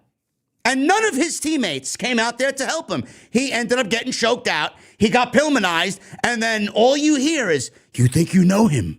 And then he comes on out, Adam Copeland and FTR, finally to make the save. As long as the music hit first. That's the important thing. Well, I mean, listen. No. I mean, it's Alter Bridge. You got to love him. But, I mean, why wait till the music hits? Why weren't you out there at the start of the fucking match to see that Hobbs beats Jon Moxley? Because he's already down 4-on-1.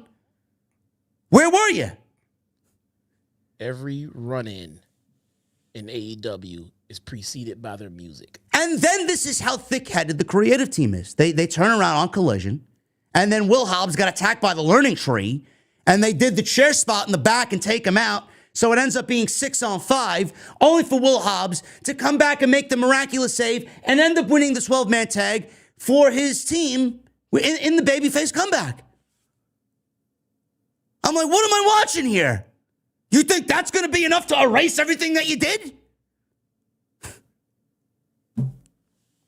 I don't know.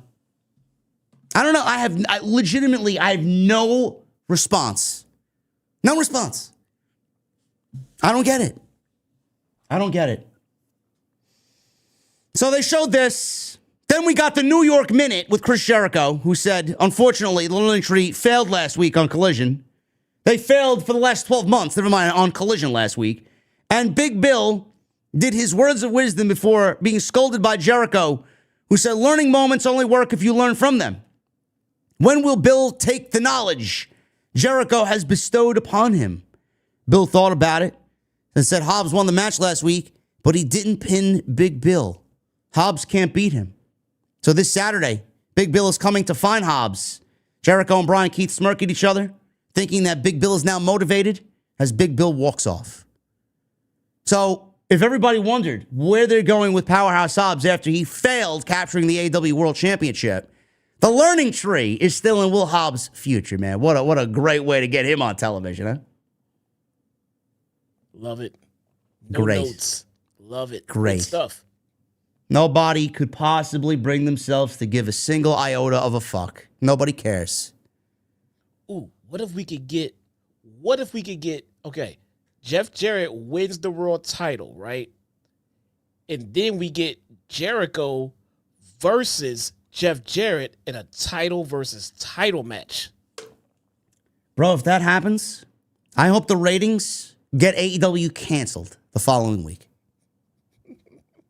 I would love to see it just to see the fucking volatile reaction on social media, honestly. Brilliant.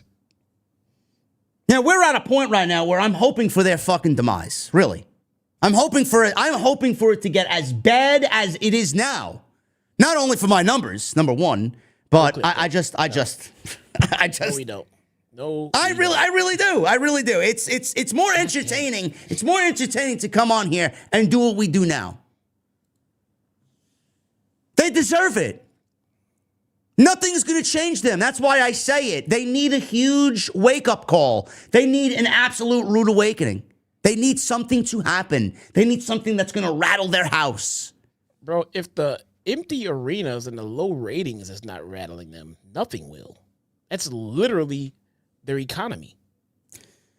Has anybody figured out why Tony Khan hasn't released any of the max numbers for the simulcast? Meanwhile, AEW used to tout all their ratings every time they did something great.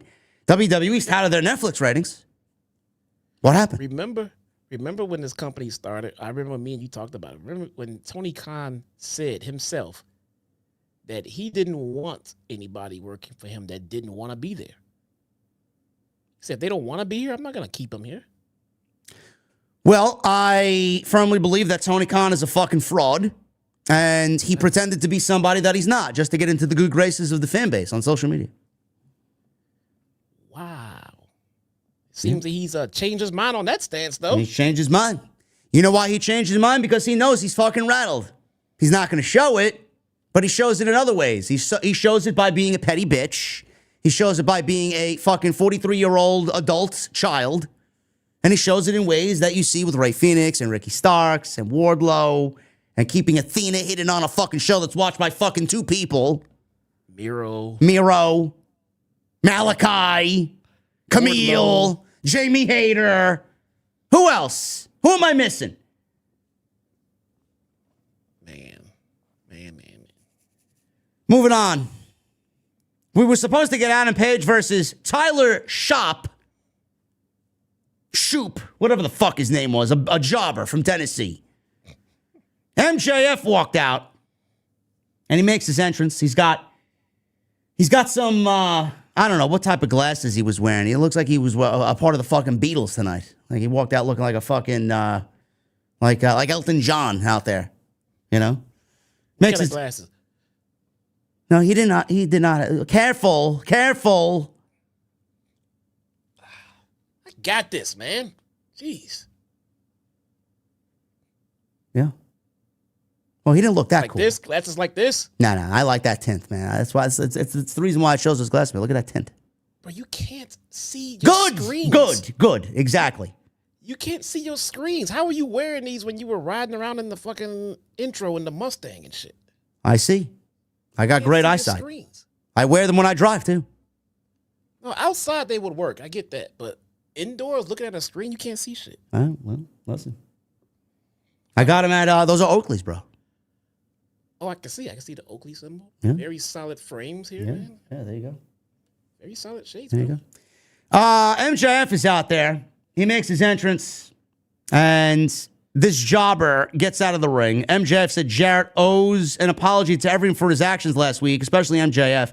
MJF says he'd helped Jarrett win the AEW title and wanted the first shot. It wasn't because he believed in Jarrett. It was because he'd be the easiest to beat. MJF said that if Jarrett thinks he can do it on his own, he's as senile as he looks. By the time Claudio Castagnoli is done beating his brains in next week, Jarrett will realize it. MJF said pro wrestling doesn't love Jarrett anymore. Neither do the fans. But sometimes you're better off making a deal with the devil instead of defying him. Now, what did you get from that promo, Jesse? I mean, he spoke in code here. Is he going to help Claudio win next week? Is he going to, I guess, screw Jeff Jarrett over next week in this match? How did you take this promo? So I'm trying to figure out in what kayfabe world would MJF benefit by helping Jeff Jarrett win? Is he just gonna, because he offered to like have a, come up with some kind of collusion before Jeff Jarrett said fuck off.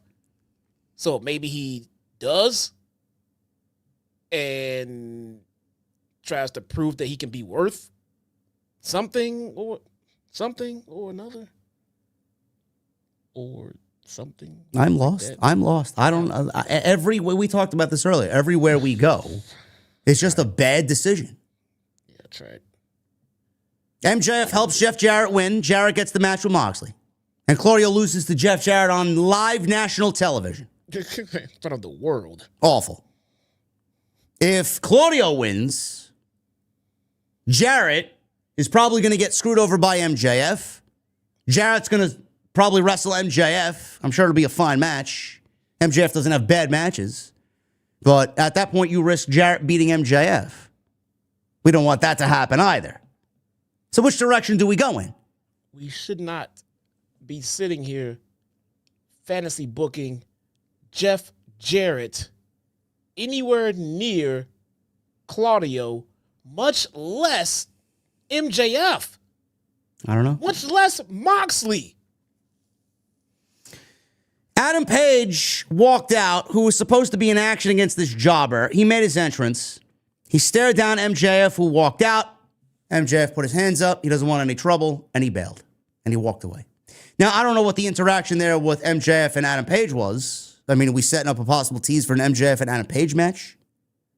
All the criticisms that we got online, that Adam Page should be used a little bit more. Adam Page should be the world champion. MJF should be used better than he is now. Is that their answer to fuse two guys who have absolutely no direction with each other? You know, the thing I don't get, they have an ass load of guys who can easily qualify to be in the world title picture. They're using Jeff Jarrett like the roster is depleted and they have no one else to use and he's coming through in a pinch. You got Adam Cole out there getting his ass kicked by Shane Taylor. What the fuck is going on? This guy's a clueless hack, bro. What do you want me to tell you? Why is this happening? You have solid guys in your mid-card that if you put forth a little effort into the story, they could qualify to be in your world title scene. How does anyone hand the Undisputed Era and Shane Taylor Promotions on a piece of paper to the fucking management and say, yes, this needs to happen on television? Who? Who thinks that's a good idea? Adam Cole out there looking at Daniel Garcia's TNT title like, ooh, yeah. He was the world champion. Why does Adam Cole give a good goddamn about the TNT title? Didn't we get a tease for the TNT title and Danny Garcia defending that title against Shelton Benjamin coming out of the Continental Classic? Where are the stories coming out of the Continental Classic? Oh, no, Did that get dropped? Yeah, we just started that shit over. Yeah, Who wants to see Adam Cole and Danny Garcia? If it don't happen on Dynamite, it doesn't happen at all. Nobody watches Collision. Oh, I do. Yeah, you do. You have a good reason for it, though. You don't have to. Yes, exactly. Exactly. So Adam Page comes out here. I don't know what the stare down between him and MJF were. Adam Page defeated this jobber. So Christopher Daniels comes on out. His music hits. He comes out to the stage. Page charged up the ramp after beating this jobber and asked if he wanted to beat his ass again from Saturday night. Daniels says he never wanted to fight him. He realizes he was just pouring gasoline on the fire. His ego escalated this as he regrets facing Page, the most violent man in the most violent match. After the last Buckshot Lariat in their Texas death match, doctors advised him to never wrestle again. Daniels said Page wins. He won the last match he'll ever wrestle. He apologized and said he hopes Page can be happy now. Daniels leaves. Page was contemplating the news that he was told, shoving the cameraman aside, and he walked off. So, let me get this straight, Jesse. What was the match announcement for Page and Christopher Daniels on Saturday night? Was it announced that if Christopher Daniels loses, this is his last match ever? He won't wrestle again? No. And so for a second, I thought that it was his last match. I even had that in my notes. But commentary just kind of made us feel like that there wasn't going to be his last match somehow because I feel like they would have stressed it. You know, by the way he was laid out and bloodied and dead in the ring. I figured that would have been something, but they never mentioned it being his last match, so I took it out of my notes as it being his last match. So I figured they probably going to revisit this, and it looks like they are. Chat, somebody in the chat tell me, did they announce that this would be Christopher Daniels' last match before Saturday night? I mean, I could have sworn I heard someone say this is going to be his last match ever, retirement match, whatever the case may be. Oh, no, I remember hearing something about it before the match, but I'm talking about during that match. They never once mentioned that at all, no. So why, I could have swore I heard it, but why did Page act so surprised when we all know that we heard it at some point or another before the match actually happens on Saturday night? The chat is saying no. I could have swore I heard it somewhere. I could have swore I heard it. Yeah, I could have swore I heard it. I was listening. That's why, I was listening out for it during that match because I had it in my notes. I know I heard it because I had something like this is supposed to be his last match, and then no one ever mentioned it during the show. And I'm like, okay, I guess not. I took it out of my notes. Let's ask Rock. Oh no. Oh no. Yep. You hear me typing away. Before his match with Adam Page on AEW Collision. Let's see. Reported, not said on TV. That might be about Might be about right. Maybe we're confusing our dirt sheet reports to Maybe. TV.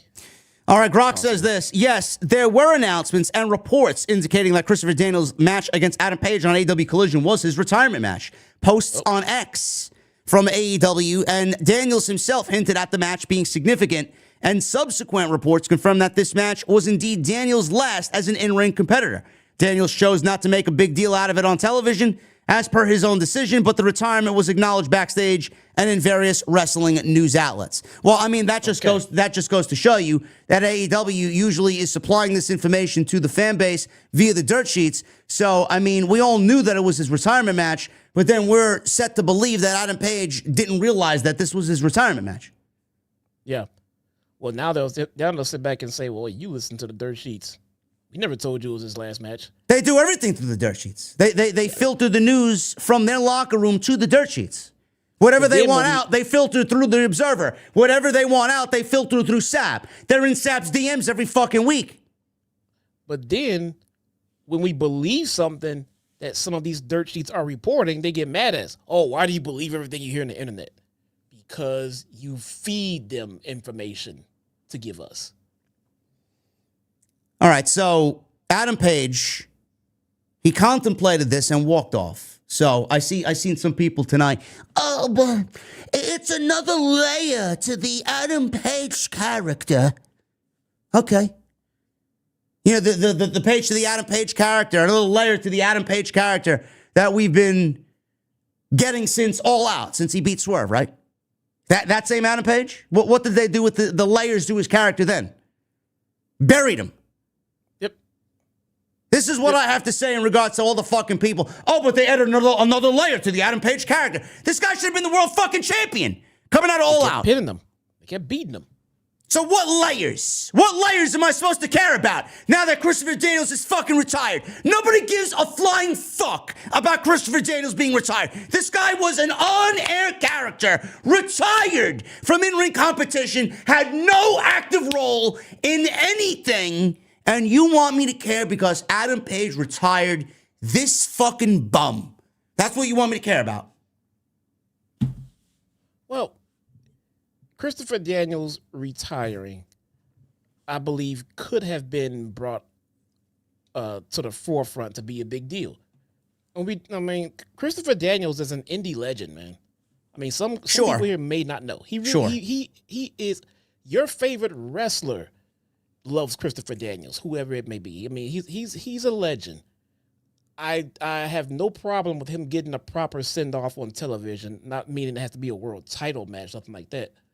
But a nice little feud, you know, like the Ric Flair storyline in WWE, if you lose, you're out. Something like that. I mean, just something to pay the guy some respect for what he's done for this business. But I already feel like they're not doing them right by the way they're doing this right now. You want people to care about his retirement. The way they're doing it, you're making people care less. Bro, I mean, fine. He's an indie legend. Fine. We know what he's meant to the indies and an influential figure on the indies for so many years. Fine. I mean, I don't care about that. The people watching this show don't care about anything that happened 15 fucking years ago, 20 years ago in the career of Christopher Daniels. Nobody cares. All they needed to do was build up. This is what they did. They built a match and a fucking feud or storyline with these guys in the last 2 weeks, and then you expect me to care because you put the tagline, retirement, behind his fucking exit from television. Meanwhile, he had no real fucking spot on television anyway. He had no real importance to the show whatsoever. Instead of taking somebody that the fans truly care about to truly bring out that emotion in Hangman, after something that's been built up on TV for weeks, for months, to lead to a match like a Texas death match and lead to a retirement stipulation where the reaction from Page would be warranted. Oh my God, what did I do? The realization is now just setting in. I just retired so-and-so after all this time. That's the guy. Christopher Daniels is the guy that you want me to care about. Yep. Or am I speaking Chinese to people? Do I make sense? Well, the thing is, there's a story to be told in a Christopher Daniels retirement. They had just failed miserably at telling a good story behind it. Just like they failed miserably telling Private Party's build up to win the tag team titles. They told it in 3 weeks. Yep. You sold Christopher Daniels' retirement in 2 weeks.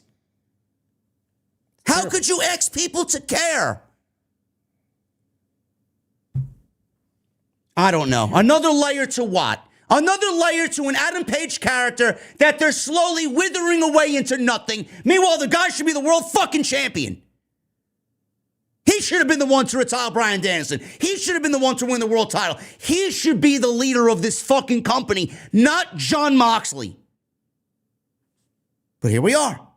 The Death Riders. The 4 horsemen of the fucking apocalypse. Killing AEW television every single week. Great. If that isn't symbolism, if that isn't a fucking happenstance, I don't know what is. Mercedes Moné.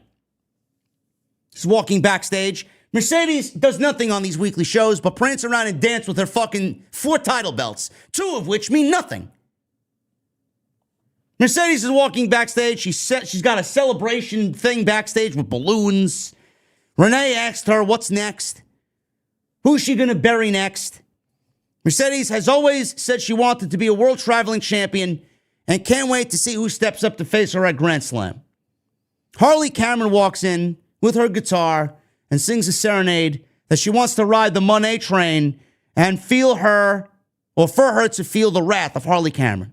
Moné said she's wrestled the very best, but Cameron has never won a match on AEW TV, so that's a hard no. Is that true? She's never won a match? I don't know. I have no idea. I have to look that up. No idea. Want to know why I don't know? Well, who watches Collision?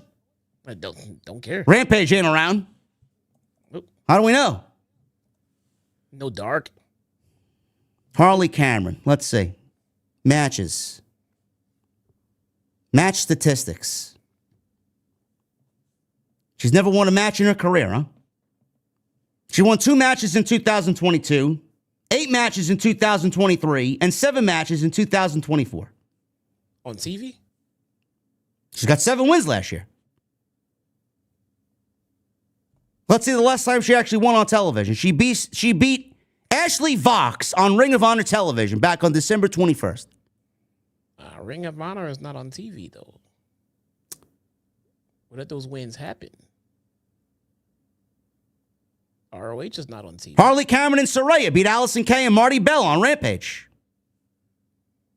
Yeah, but does anybody really watch Rampage? Okay, singles. Singles, huh? Singles win on TV. Harley Cameron defeats Viva Van on Ring of Honor TV. Ring of Honor. Singles match on TV. What you got? I'm still looking. I think we got something. Come on. Singles match on TV. Maybe she's never won a singles match on TV. Maybe. Still hope. Still got hope. I don't see a singles. I don't see a singles win here. She may be right. It's pretty fucking pathetic. Well, she's won a match. What does she say? She's never won a match. She never won a match. So no tag. We're reaching. I guess she's right. She's never won a singles match. And she's not going to win a singles match in Australia either. So it doesn't really fucking matter. So they're building this match to Grand Slam because Harley Cameron is Australian and she's going to get the match with Mercedes. And that's that. And she's very entertaining. She's very entertaining. I was just getting ready to say that. She has some charisma. She's entertaining. She's almost coming off like the female R-Truth in this right now. Which is not terrible. I mean, if you're not going to have her in a spot where she's like a ring general, working, which we know she's not, she could at least be entertaining, and she is. Jamie Hayter defeated Julia Hart. So we got Jamie Hayter getting her win back here over Julia. We go after the commercial break. Julia was in control. Hayter was able to cut her off in the corner with a back superplex for a double down. Both were throwing big bombs here, and they got to their feet. Hayter sidestepped the back body drop, hits a German that dropped Hart really nasty on her shoulder 3 times.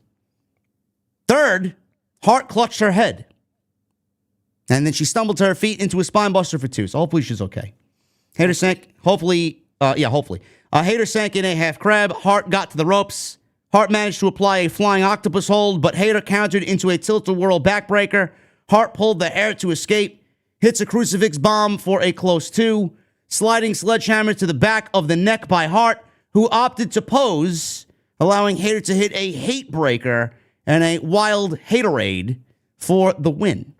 Post-match, Hater took the microphone and said she's not one to butter someone else's bread, but has a heavy respect for people like Julia, who do what they want to do, moving to the beat of their own drum. But spitting crap in her face or trying to kill her with an arrow, that doesn't fly with her. Whether Hart has 2 big men by her side, or like now where she's all alone with no one beside her, Hart is still a tough bitch. She won 1, Hater won 1, and whenever she wants a third, she's up for the rubber match anytime. So basically, this is the same thing that we got with Copeland to Brody King.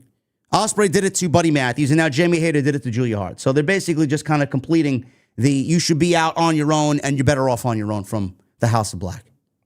Yeah. It's fine.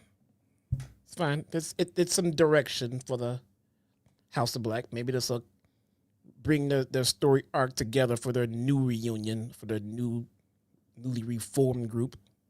We'll see. We'll let it play out. Is it me? Because I'm a very, focused individual when I watch these shows. Is it me or is it Jamie Hayter showing a little bit more assets nowadays? Did you notice that? Well, getting back to the we're restoring the feeling, bro. Well, I was thinking that, and what I think is that Jamie Hayter was on injury leave, all right, and she was trying to get back in shape and everything else, and now she's been back on the road for a while, and maybe things are starting to come back to life. I guess. I don't know. Eating on the road a little bit differently, maybe being at home and then trying to recover from injury and things like that. Different workout schedules. Jamie is making a comeback. Maybe glad someone else noticed that but me. We need to get rid of the hairstyle. It's killing the whole vibe. Get rid of this whole color scheme, whatever. Gimmick. It is. Go back to the old gear, please. She looks like she's fresh off of that 70s show. That needs to go. Big time. She looks like she could star in the next Austin Powers movie, which I'm sure Mike Myers would not mind Jamie Hayter co-starring alongside him. No, not at all. Swerve Strickland's pacing backstage with Prince Nana, screaming that in 2 weeks, the Lion finally gets his hands on the rodent. Maybe Strickland will catch Ricochet a little bit sooner than that. Great. Brody King, Buddy Matthews, and Julia Hart. Vignette with these guys. Walking the streets was shown. King said for years they've had a voice to guide them. The voice was deafening, but now silent. Buddy Matthews says they're done living in the shadows. Hart says it's time to honor themselves. No leaders, no masters, no gods. Just violence. As when they bark together. This was quick and honestly should have been done before the Julia Hart match with Jamie Hayter, but what the fuck do I know? This should have been a precursor to the fucking match, honestly. Well, they do the match and then Julia Hart loses. So what? What you're gonna do? What you're gonna form? What you're gonna come together? What to lose? She'll get her win back. Jamie will be on the receiving end of a third match and a loss. So I don't agree with this ruling by committee here. A group needs a leader. That leader is clearly Brody King. I don't know what the fuck they're doing here with this. I guess by default, yes. Main event time, Pac and Cope. Yes, imagine that. The main event is Pac and Cope. On a rope. On a rope, yes. And both are dopes. There you go. We are dopes for watching this show.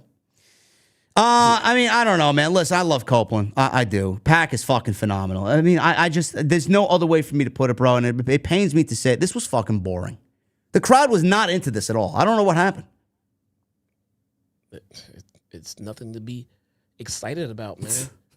I mean, again, if you're just talking about the pure wrestling aspect, watching Pac versus Copeland, sure, it's great. But what am I to be invested here about, man? What are we gonna do? We just saw all of these guys in the ring last week or the other day, Are we going to do them all in singles matches now? What investment do we actually have in watching these two go one-on-one? I mean, who cares? When I say who cares, I don't mean like who cares about whatever they do. I'm saying who cares in the grand scheme of the story that you're telling? Why would we care about this individual match right now? What's on the line? What's at stake? What should we care about? There's nothing on the line. There's zero on the line here. Nothing.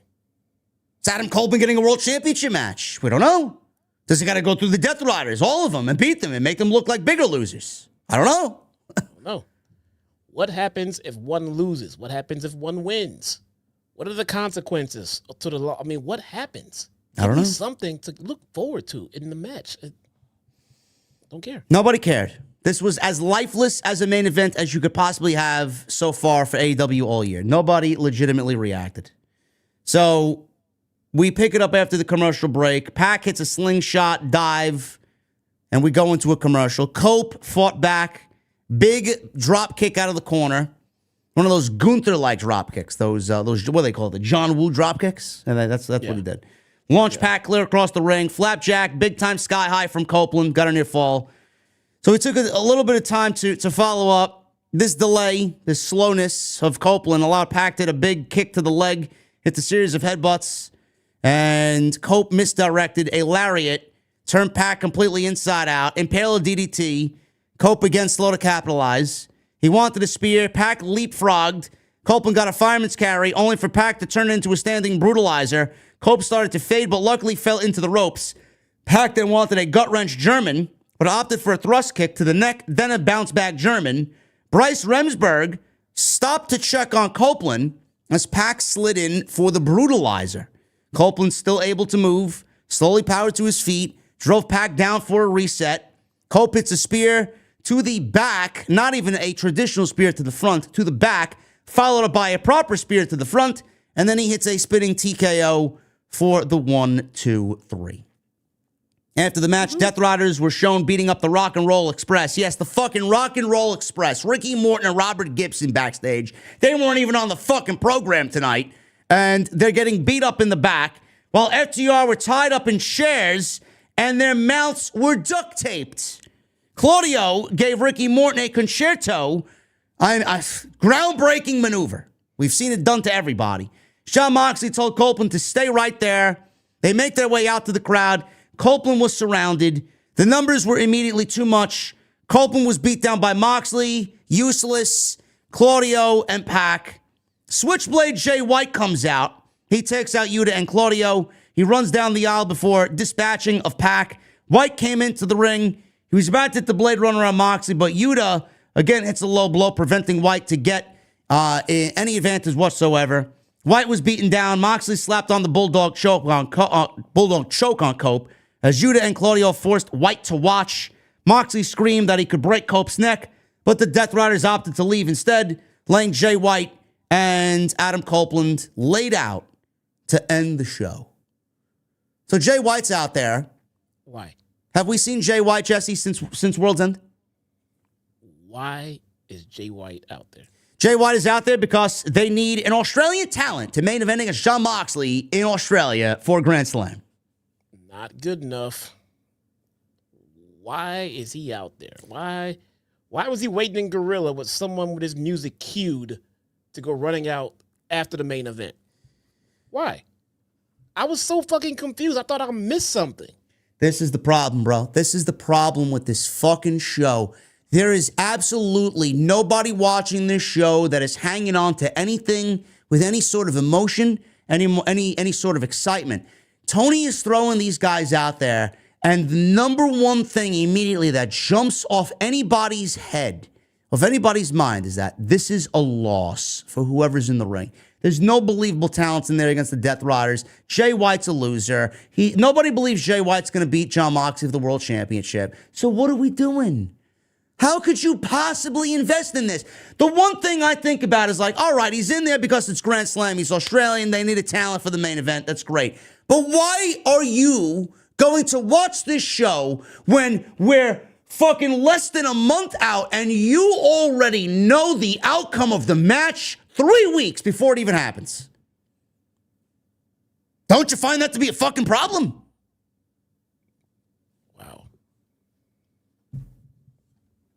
I don't know. Wow.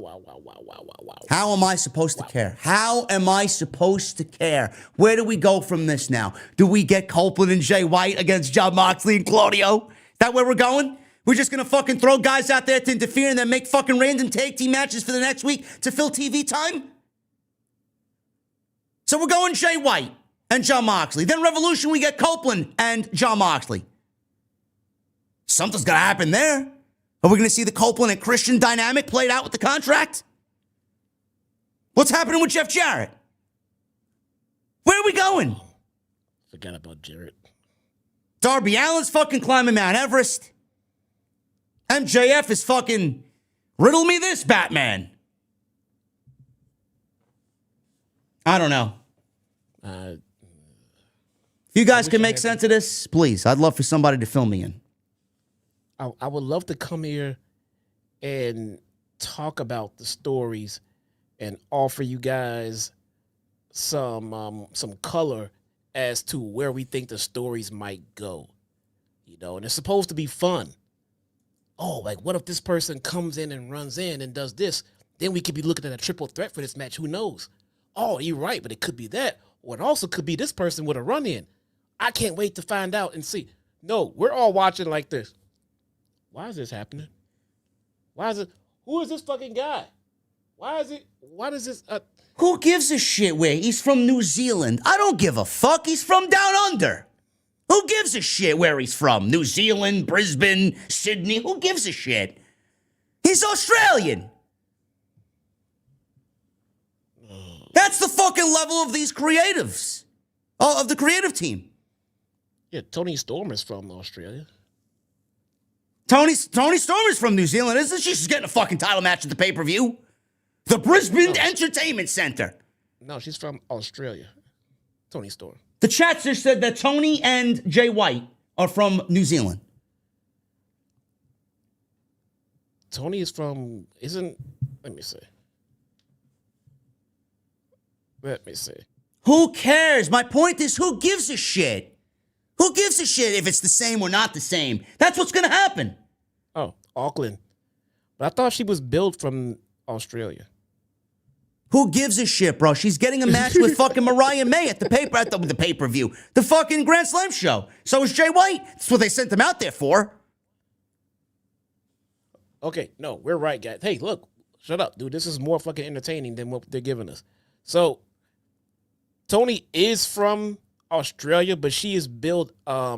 She's from New Zealand, but she's built from Australia. When they announce her, they say Australia. But so what about Jay White? Yeah, Jay White's from. They say New Zealand from him. All right, well, he's getting the title match anyway. Where is he actually from? Let's see. Jay White was born in Auckland. He's born in Auckland. Same thing as Tony. Yeah. Okay, there you go. But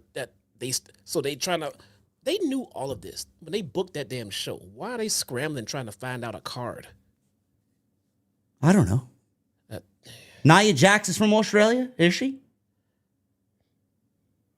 Nia Jax is from Australia? Who the fuck said that? I thought she was Samoan. She is. I don't think they have family in Australia. I don't know. Listen, I'm not getting into a fucking... I'm not getting into a geography class here, man. This is fucking... I gotta get out of here. This is ridiculous.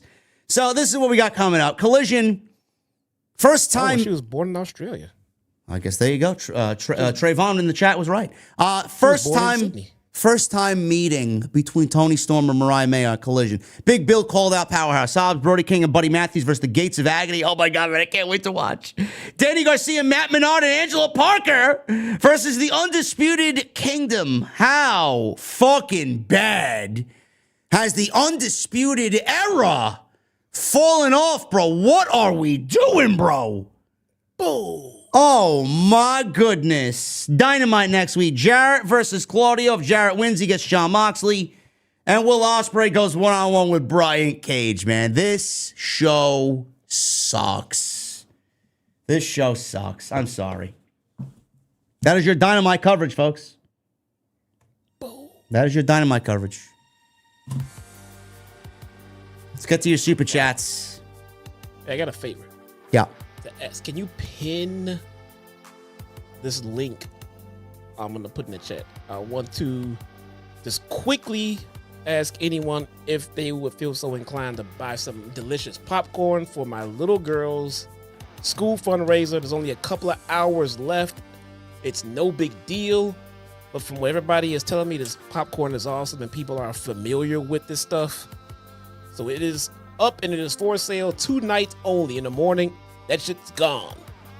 So if you are so inclined, if you would like some popcorn, feel free. There it is. Help yourselves. I have bought this double good popcorn from one of my best friends, Pete. His daughter does the same fundraiser, and it's actually very good popcorn. Yeah, it is delicious. Don't forget, it is a fundraiser, guys. So if you see that, I mean, it's $20 or some shit like that, but it's to help pay for her winter guard program at school, and she is a straight A student, honor student. Just letting you guys know. But there you go. Feel free if you guys are interested. It is good stuff. Thank you guys for a great stream. We had upwards of 3,600 people in here on a Wednesday night, man. You guys continue to fucking kill it. I appreciate your support very, very much, man. It's been a very tough start to the new year mentally and personally. So I thank you guys very much for making it a lot easier, honestly. And we are only here to entertain. We are very critical of the product because we care about the product, and we hope it changes for the better. But right now, you know, it is in the current state that it's in, and we're not changing our stance on it. And I know you guys feel the same way. Otherwise, you wouldn't be here. So I appreciate you guys very much. Follow me on social media. By the way, guys, how did we sound tonight? I know I had a disastrous first 5 minutes of TNT last night, and the sound was all fucking wonky. I'll be back home in New York tomorrow morning. But how did we sound tonight? Did we sound a lot better than we did last night? Jesse's sound, my sound. Let me know in the chat. Let me know how we did. But please hit that thumbs up. We need 29 more likes for 1,000. If you guys can hit that thumbs up, I would really appreciate it. It helps us out in the algorithm. Leave a comment down below. Also helps us out in the algorithm. Get your super chats in. It's a great way to support the show. I want to round out January as strong as possible.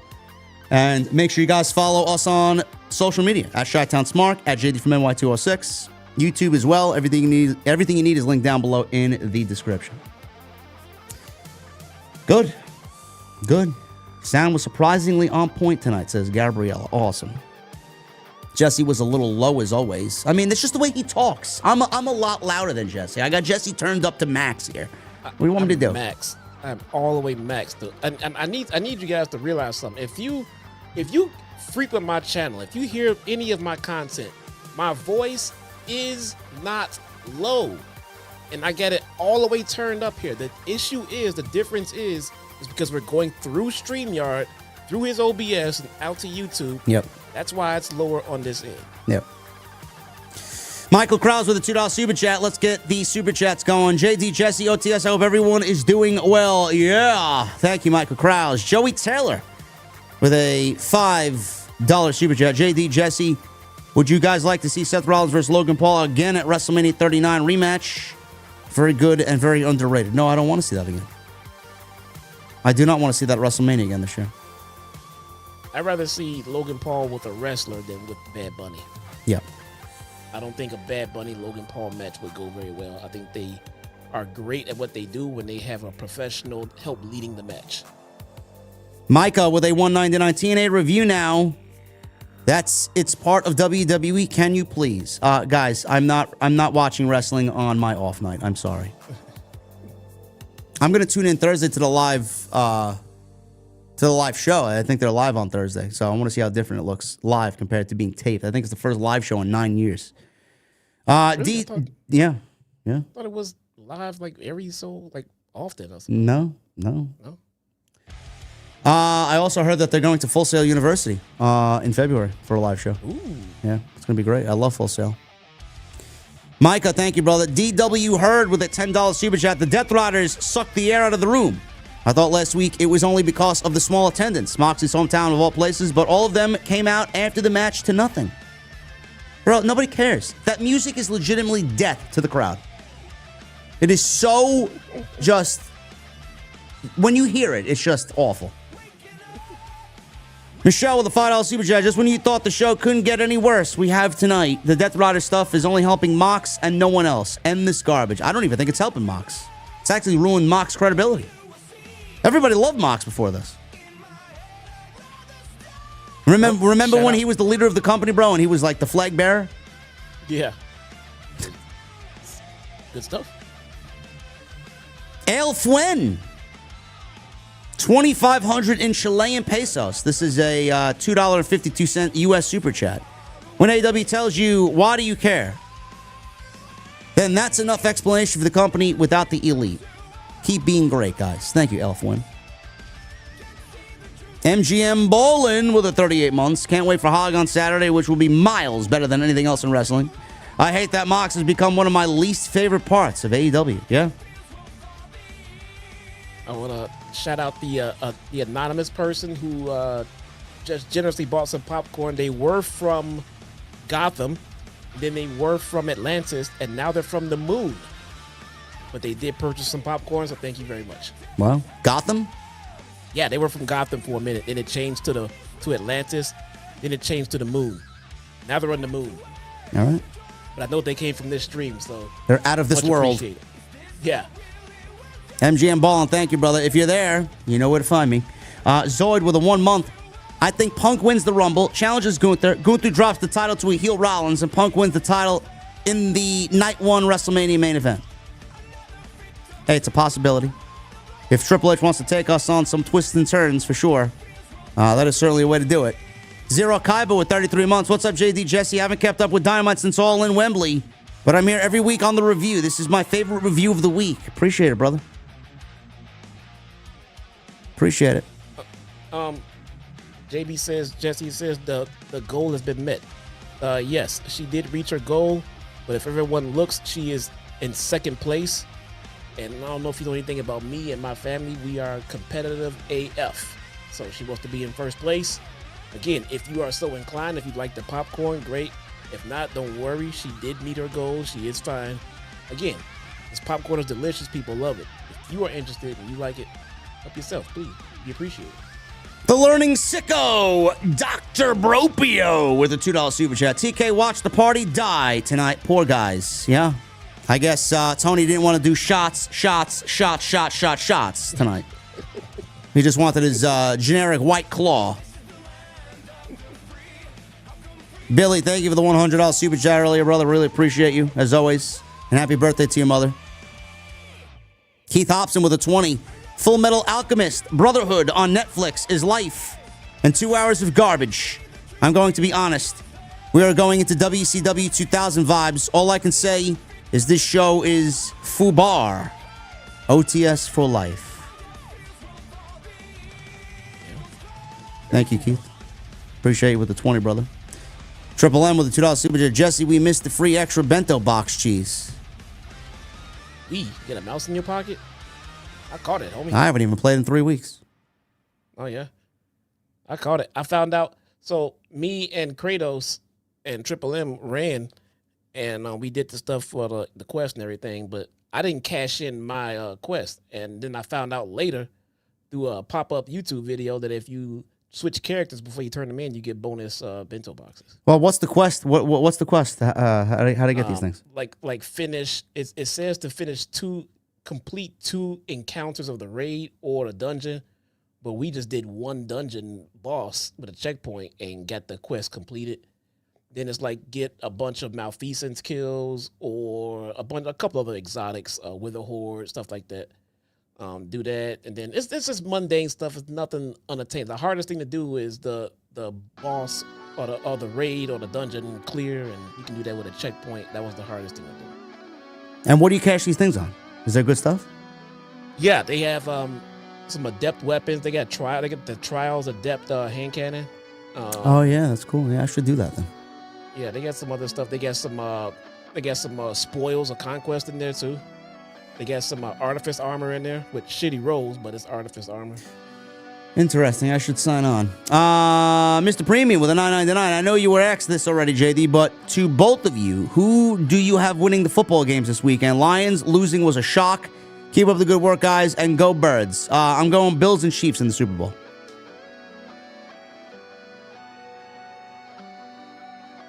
No? Is that possible? I'm sorry. I'm sorry. Or Eagles. Eagles and Chiefs? Yeah, Eagles and Chiefs. I would rather see the Bills go. I'm tired of seeing Kansas. I'm tired of looking at Taylor Swift's fucking face. So I'd rather see the Bills go. And I guess I can ride with the Eagles. I don't give two shits about the Commanders. Are the Eagles that good, huh? Eagles are a good team? The Eagles are solid, man. Huh? Eagles are solid. Yeah. I'm going with the, I'm going with the Bills as a heartfelt favorite here, you know? I want to see Buffalo go to the Super Bowl and lose again. Clearly, I don't watch football. I love it. Bizzle with a 5. I like how the titles are held by ex-WWE guys, yeah? Yeah. Well. The new era of AEW. What can I tell you? Gangrene David with 2. Been feeling down a bit. Can I get a mighty Omos? I'll take a rain check on that one, brother. I'm not on TV, man. He's not on TV, and I'm not really feeling all that well, brother. But I'll give you a rain check. Midmost Smart with the 41 months. I've been to most of the Missouri AEW shows, as you all know, and this company has completely lost me. Beyond Omega. Fuck this company. Oh my goodness. Brother, I know you're not the only one feeling that way, bro. Russell Williams with a $9.99. AEW have done the impossible. I do not care about MJF at all. Where is the title? Why is Double J a thing in 2025? Who is Cope? What is wrong with Adam Copeland? This company is lost. Love you guys. Did you guys hear that the commentary team continued to call him Adam Copeland? They didn't even call him Cope. I think they're trying to get it back to what it should be. And he's just, nope, I gotta be Cope. On the rope. The Learning Sicko, Dr. Bropio with a $10 super chat. Wait, so instead of doing an injury angle with Darby and the Death Riders to at least give Darby an out, he just suddenly disappeared from the story and TV. I stopped watching this show. Well, they took him off TV, but they threw him down a flight of staircase where he actually slid down the staircase. And they gave him the weakest curb stomp that you could possibly give somebody. Yeah, they wrote him off TV to go climb Mount Everest, which he's doing in April. And right now he's training. Whatever the training involves. I don't know what the training is for that, but he's training. Cardio. Extreme cardio. Extreme cardio. Rashad Freelove. Yeah, what type of cardio I think is that? Sorry, that elevation, the air gets really thin yeah, up there. Yeah. Breathing is a fucking chore. Yeah. Gotta get his cardio down. So there's one football game on Saturday and one football game on Sunday, correct? I think so. Oh, wait. No. They do the conference. Well, okay. They used to do the conference championships on the same day. They used to be on Sunday. If they changed it this year, I don't know. But they usually do them on the same day. Okay. Then they'll have a week off, and then we'll have the Super Bowl. Rashad Freelove with a 9.99. I can't wait for Ricky Starks to inevitably join NXT and be champion before the end of the year. He will give their men's division a much-needed boost, and Tony will have another lost star. What a shame. Well, Ricky's good for the main roster. He's 34 years old. What the fuck does he need NXT for? Yeah, I agree. Man of 1,005 holds with a $5 super chat. Isn't Collision a punk show? I'm surprised TK didn't axe the show already. Jesse, did you need 3 cans of Red Bull while watching Collision? Did I do a watch along this week? No, I did a post show review. No, man, I watched it early in the morning. I was fresh and ready to go, man. I stayed up for it. The NFC game is 3 p.m. and the AFC game is at 6:30. Yeah. They do them the same day. All right, maybe Sunday night. Maybe Sunday night we do the award show if you're free. During the playoff game? After the playoff game. I'll talk to you about it. I'll talk to you about it off the air. All right. Scorpio 1117 with a 5. All the old ex-WWE guys suck except Mercedes and Tony. Also, I'm really excited about Megan Bain. The woman is a machine/killer. Belt her ASAP. They're going to drop the ball on her because that's what they do best. Yeah. Or hear me out. Don't belt her ASAP. Build her up so the fans can get behind her, and then the fans will tell you when they want to see her as champion. Yep. Then they're excited when she's champion, and you don't pull a Mercedes and just bring her in, throw belts on her, and parade her around. Well, give me a reason to fucking care about her first instead of giving me a 5-second vignette that ended before I fucking blinked. Yeah. Kirk Greenhoe with a $9.99. JD, I want to thank you for this show. As I watch every week, this show has given me happiness while my mother has cancer. You deserve all the success. OTS for life. Kirk, I wish you and your family and your mother nothing but the best, brother. Thank you for being here. Fuck cancer. Fuck cancer. Tribal Chief with a $2 super chat. Instead of AEW, I watch Different Strokes. OTS, pal. Yeah. I never liked that show. What? Different Strokes? Different Strokes? I don't know. Not my thing. That was incredible. Boss Top Rich with a 199. Combined age of Lashley and Benjamin is 97 years old. Dixie Khan. Yeah. He also says with a 199, Camille should have been in Marina's role. Could have. See that? Yuri Lover. I'm sorry, Jessica. I'm sorry. I'm terribly sorry, bro. You have another popcorn purchase from someone who is from the planet Earth. Don't know who you are, but I am sure you are in this stream, so I want to thank you so much. I appreciate you. He's not out of this world. No, he's in this world. He's in this world, yeah. Yuri Lover with a $5 super chat. Happy Red Skies Day, JD and Jesse. Do you guys find it funny that we call TK's BS booking over the diehards? Are we elite wrestling fans? OTS for life. Yeah, I guess you guys are not really sickos. I guess the sickos have a breaking point, huh? Just like good wrestling. Just give me fucking story, man. That's all I want. Story. Normal people who just want good wrestling. When I say good wrestling, the story comes along with the in-ring. I think the stories and the in-ring work equals good wrestling. It's a combination of the two. Jorge Santori with a $9.99. Hey, JD, just curious. Have you ever heard Before Tomorrow Comes by Alter Bridge? Of course I have. You're talking to the biggest fucking Miles Kennedy mark that there is, bro. Also, instead of JD Graham, what about JD Man versus Mr. Freeze? OTS for life. Much love and respect, brother. Thank you, Jorge. My favorite Alter Bridge song is Blackbird. When you hear it, you'll know. Both live and the studio version are incredible. But you got to listen to the one that they did at, where did they play? They played the O2 in London. Go listen to that one. Not the one with the orchestra, the original one, the original version. Rob Maletta with a 5. Great job as usual. Tony runs AEW just about as bad as Shad runs the Jaguars. Look what happened today with their head coach search. Both clown shows. What happened there, Jesse? You know? I heard something happened with Jaguars and their coach issue, but I have no idea. I know the Bears signed the Detroit coach, and Vikings re-signed their head coach, and the defensive coordinator is still there for the Vikings, so it's good news. Great. And now they're from Asgard and Metropolis. They keep moving. Just so you know. Basic with a 499. MJF said Jarrett can't win the title on his own equals Jarrett winning the title. Welcome to the slap nut era. Oh my goodness. Oh my God. Maybe Dustin Rhodes helps him. Maybe the other old relic that Moxley called out helps him. Maybe Big Show comes up to help him. Clyde AF with a $9.99. The Rock and Roll Express. Are you for real? I was at the first Fight for the Fallen. I used to attend weekly shows at Daly's Place in Jacksonville in the pandemic. How the fuck did we get here? Brother, you're asking the wrong guy, man. Oh, they fired the GM.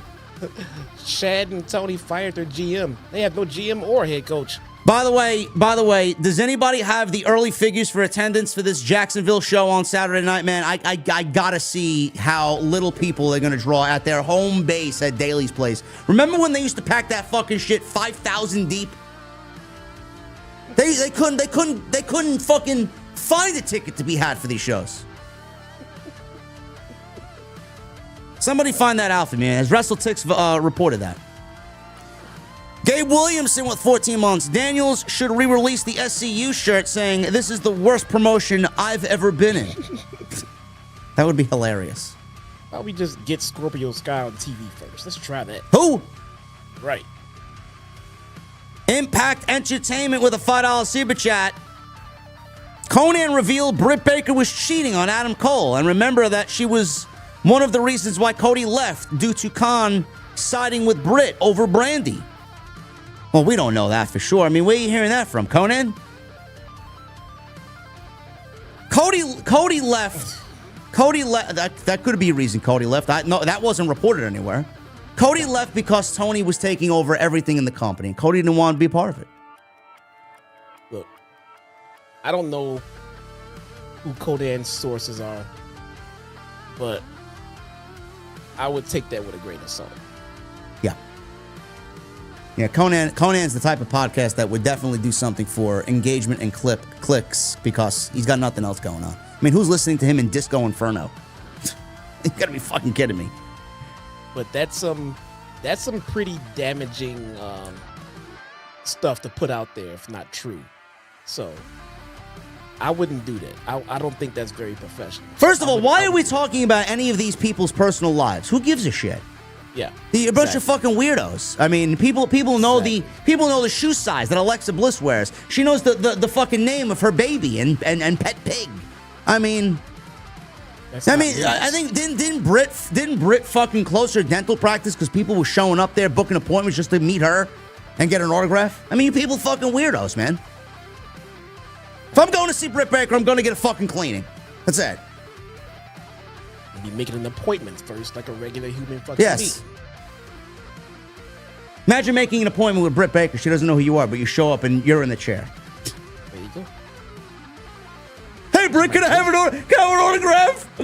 I'm not here for a cleaning. Robbie with a 199. JD, how would you rate Copeland's AEW run so far? Out of 10, 4. Perfect. Francis Loop with a $10 super chat. Let's make the Syndicate babyfaces made up of all AEW originals, no former WWE guys in it, and have Kenny Omega as the broker, and he takes the title off Jon Moxley. Yes, that is Korea. You're still talking about this fucking broker. Hey, I gave us this. This is good stuff. Have Omega cost Okada the Continental title, losing it to Kyle Fletcher. Omega and Okada does not need the title for their feud. Then we get Cage and Archer tag team gold. No, they're not winning tag team gold. I'm sorry. You're obsessed with this broker storyline, Francis. Premier with a 499. Hey, JD, who do you think main events night 1 and night 2 of Mania? Cena, Cody, or Rock Roman? Keep being the GOAT. OTS for life. Cena is not main eventing WrestleMania. He's not. I don't know. But since Punk made it a point to make fun of there being a night 1 WrestleMania main event, I have complete confidence that that's exactly where Triple H is going to put him. I think it's going to be Cody and Rock. That's where I think it's going. Cody, Rock, and Roman and Punk. That's where I'm going. I don't think Punk and Roman... Actually, I don't know. Roman's got a main event already open. I don't know. Who knows? Gabe Williamson with a 199. We never saw the end of year awards. What happened? Oh, well, I'm going to talk to Jesse about it when we get off the air. It's coming. Everybody else is slowly dripping them out. Wrestle Purists did it. Fightful did it. Why can't we? Why can't we wait? It's got to be time in the schedule, guys. I'm going to do it. Impact Entertainment with a $5 super chat. Can we get an AEW roster split video between you guys, maybe with Jason involved as well, like WWE did back in 2002? No, we're not doing that. Who wants to watch that? He loves watching us do everything. Bradley Robinette with a 199. Whatever happened to Orange Cassidy? I don't know. Maybe he's on hiatus. Maybe he's on a vacation. A hiatus is good for everyone to have. Yeah. Francis Luke with a $2 super chat. 6 of the 11 champions in AEW are ex-WWE guys. Yes, a new era. A new era. No Bueno crew with a 499. If Tony Khan and HBK both called you to run creative, what job would you take? No job, because that means I would have to give up this podcast and this YouTube channel. JB with a 299. JD, what's the latest on your mask delivery? I heard that they're not shipping them out till March, so we got a little bit of ways to go, guys. Francis Luke with a $5 super chat. I saw a promo from Ring of Honor Collision with Gates of Agony. Toa Leona is great on the mic. He talks normally. Him and Bishop Connor are great promos. Sure. Who are they in the eyes of the fans? Losers. And my guy... Yeah. I'm sorry. If that talent exists, then why aren't they built up to be interesting characters on TV by now? I don't know. I'm not saying I don't want to see these guys. I don't know who they are. No, I'm saying, why don't I know who they are? I know who they are, but why don't they be pushed front and center if they're great in the mic and we know they can go in the ring? And D-Best starter with a $5 super chat. Triple threat, WrestleMania, Punk, Drew, Seth.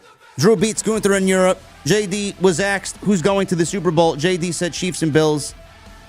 Jesse, thoughts? Well, I didn't know they were in the same conference, so I don't watch football. But I'm going Bills. I hope Bills and Eagles. Fuck the Chiefs. Yeah, I'm tired of seeing the Chiefs. Yeah, fuck them. Anyway, guys, we're about to get out of here, man. We're rounding out 3 hours here. I appreciate you all very much. You guys are great. Real quick. Yep. Shout out to Jimmy Fingers. He wrote me a 10-paragraph super thanks. I'm not gonna read it, but I can paraphrase it with he wants AEW to thrive because it's better for the talent, all talent across the industry. So, but legit 10-paragraph super thanks, and I want to give him a small shout out. There you go.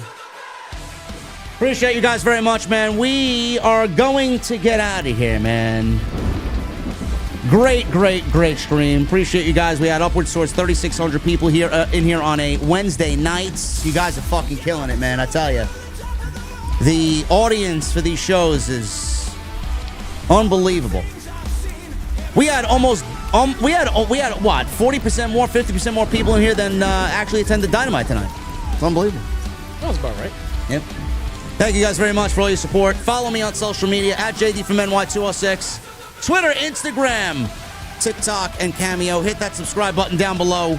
Turn on the bell for all notifications. Make sure you guys go and follow Jesse as well on Twitter at ChyTownSmark. Go follow his YouTube page. Link is down below in the description as well. Go check out all the other content on the channel. There's plenty of it. I got more coming tomorrow. I'll be back in New York tomorrow. I'll be back in my home base, leaving Atlantic City. We got a $4.99 super chat from Doug Niswanger.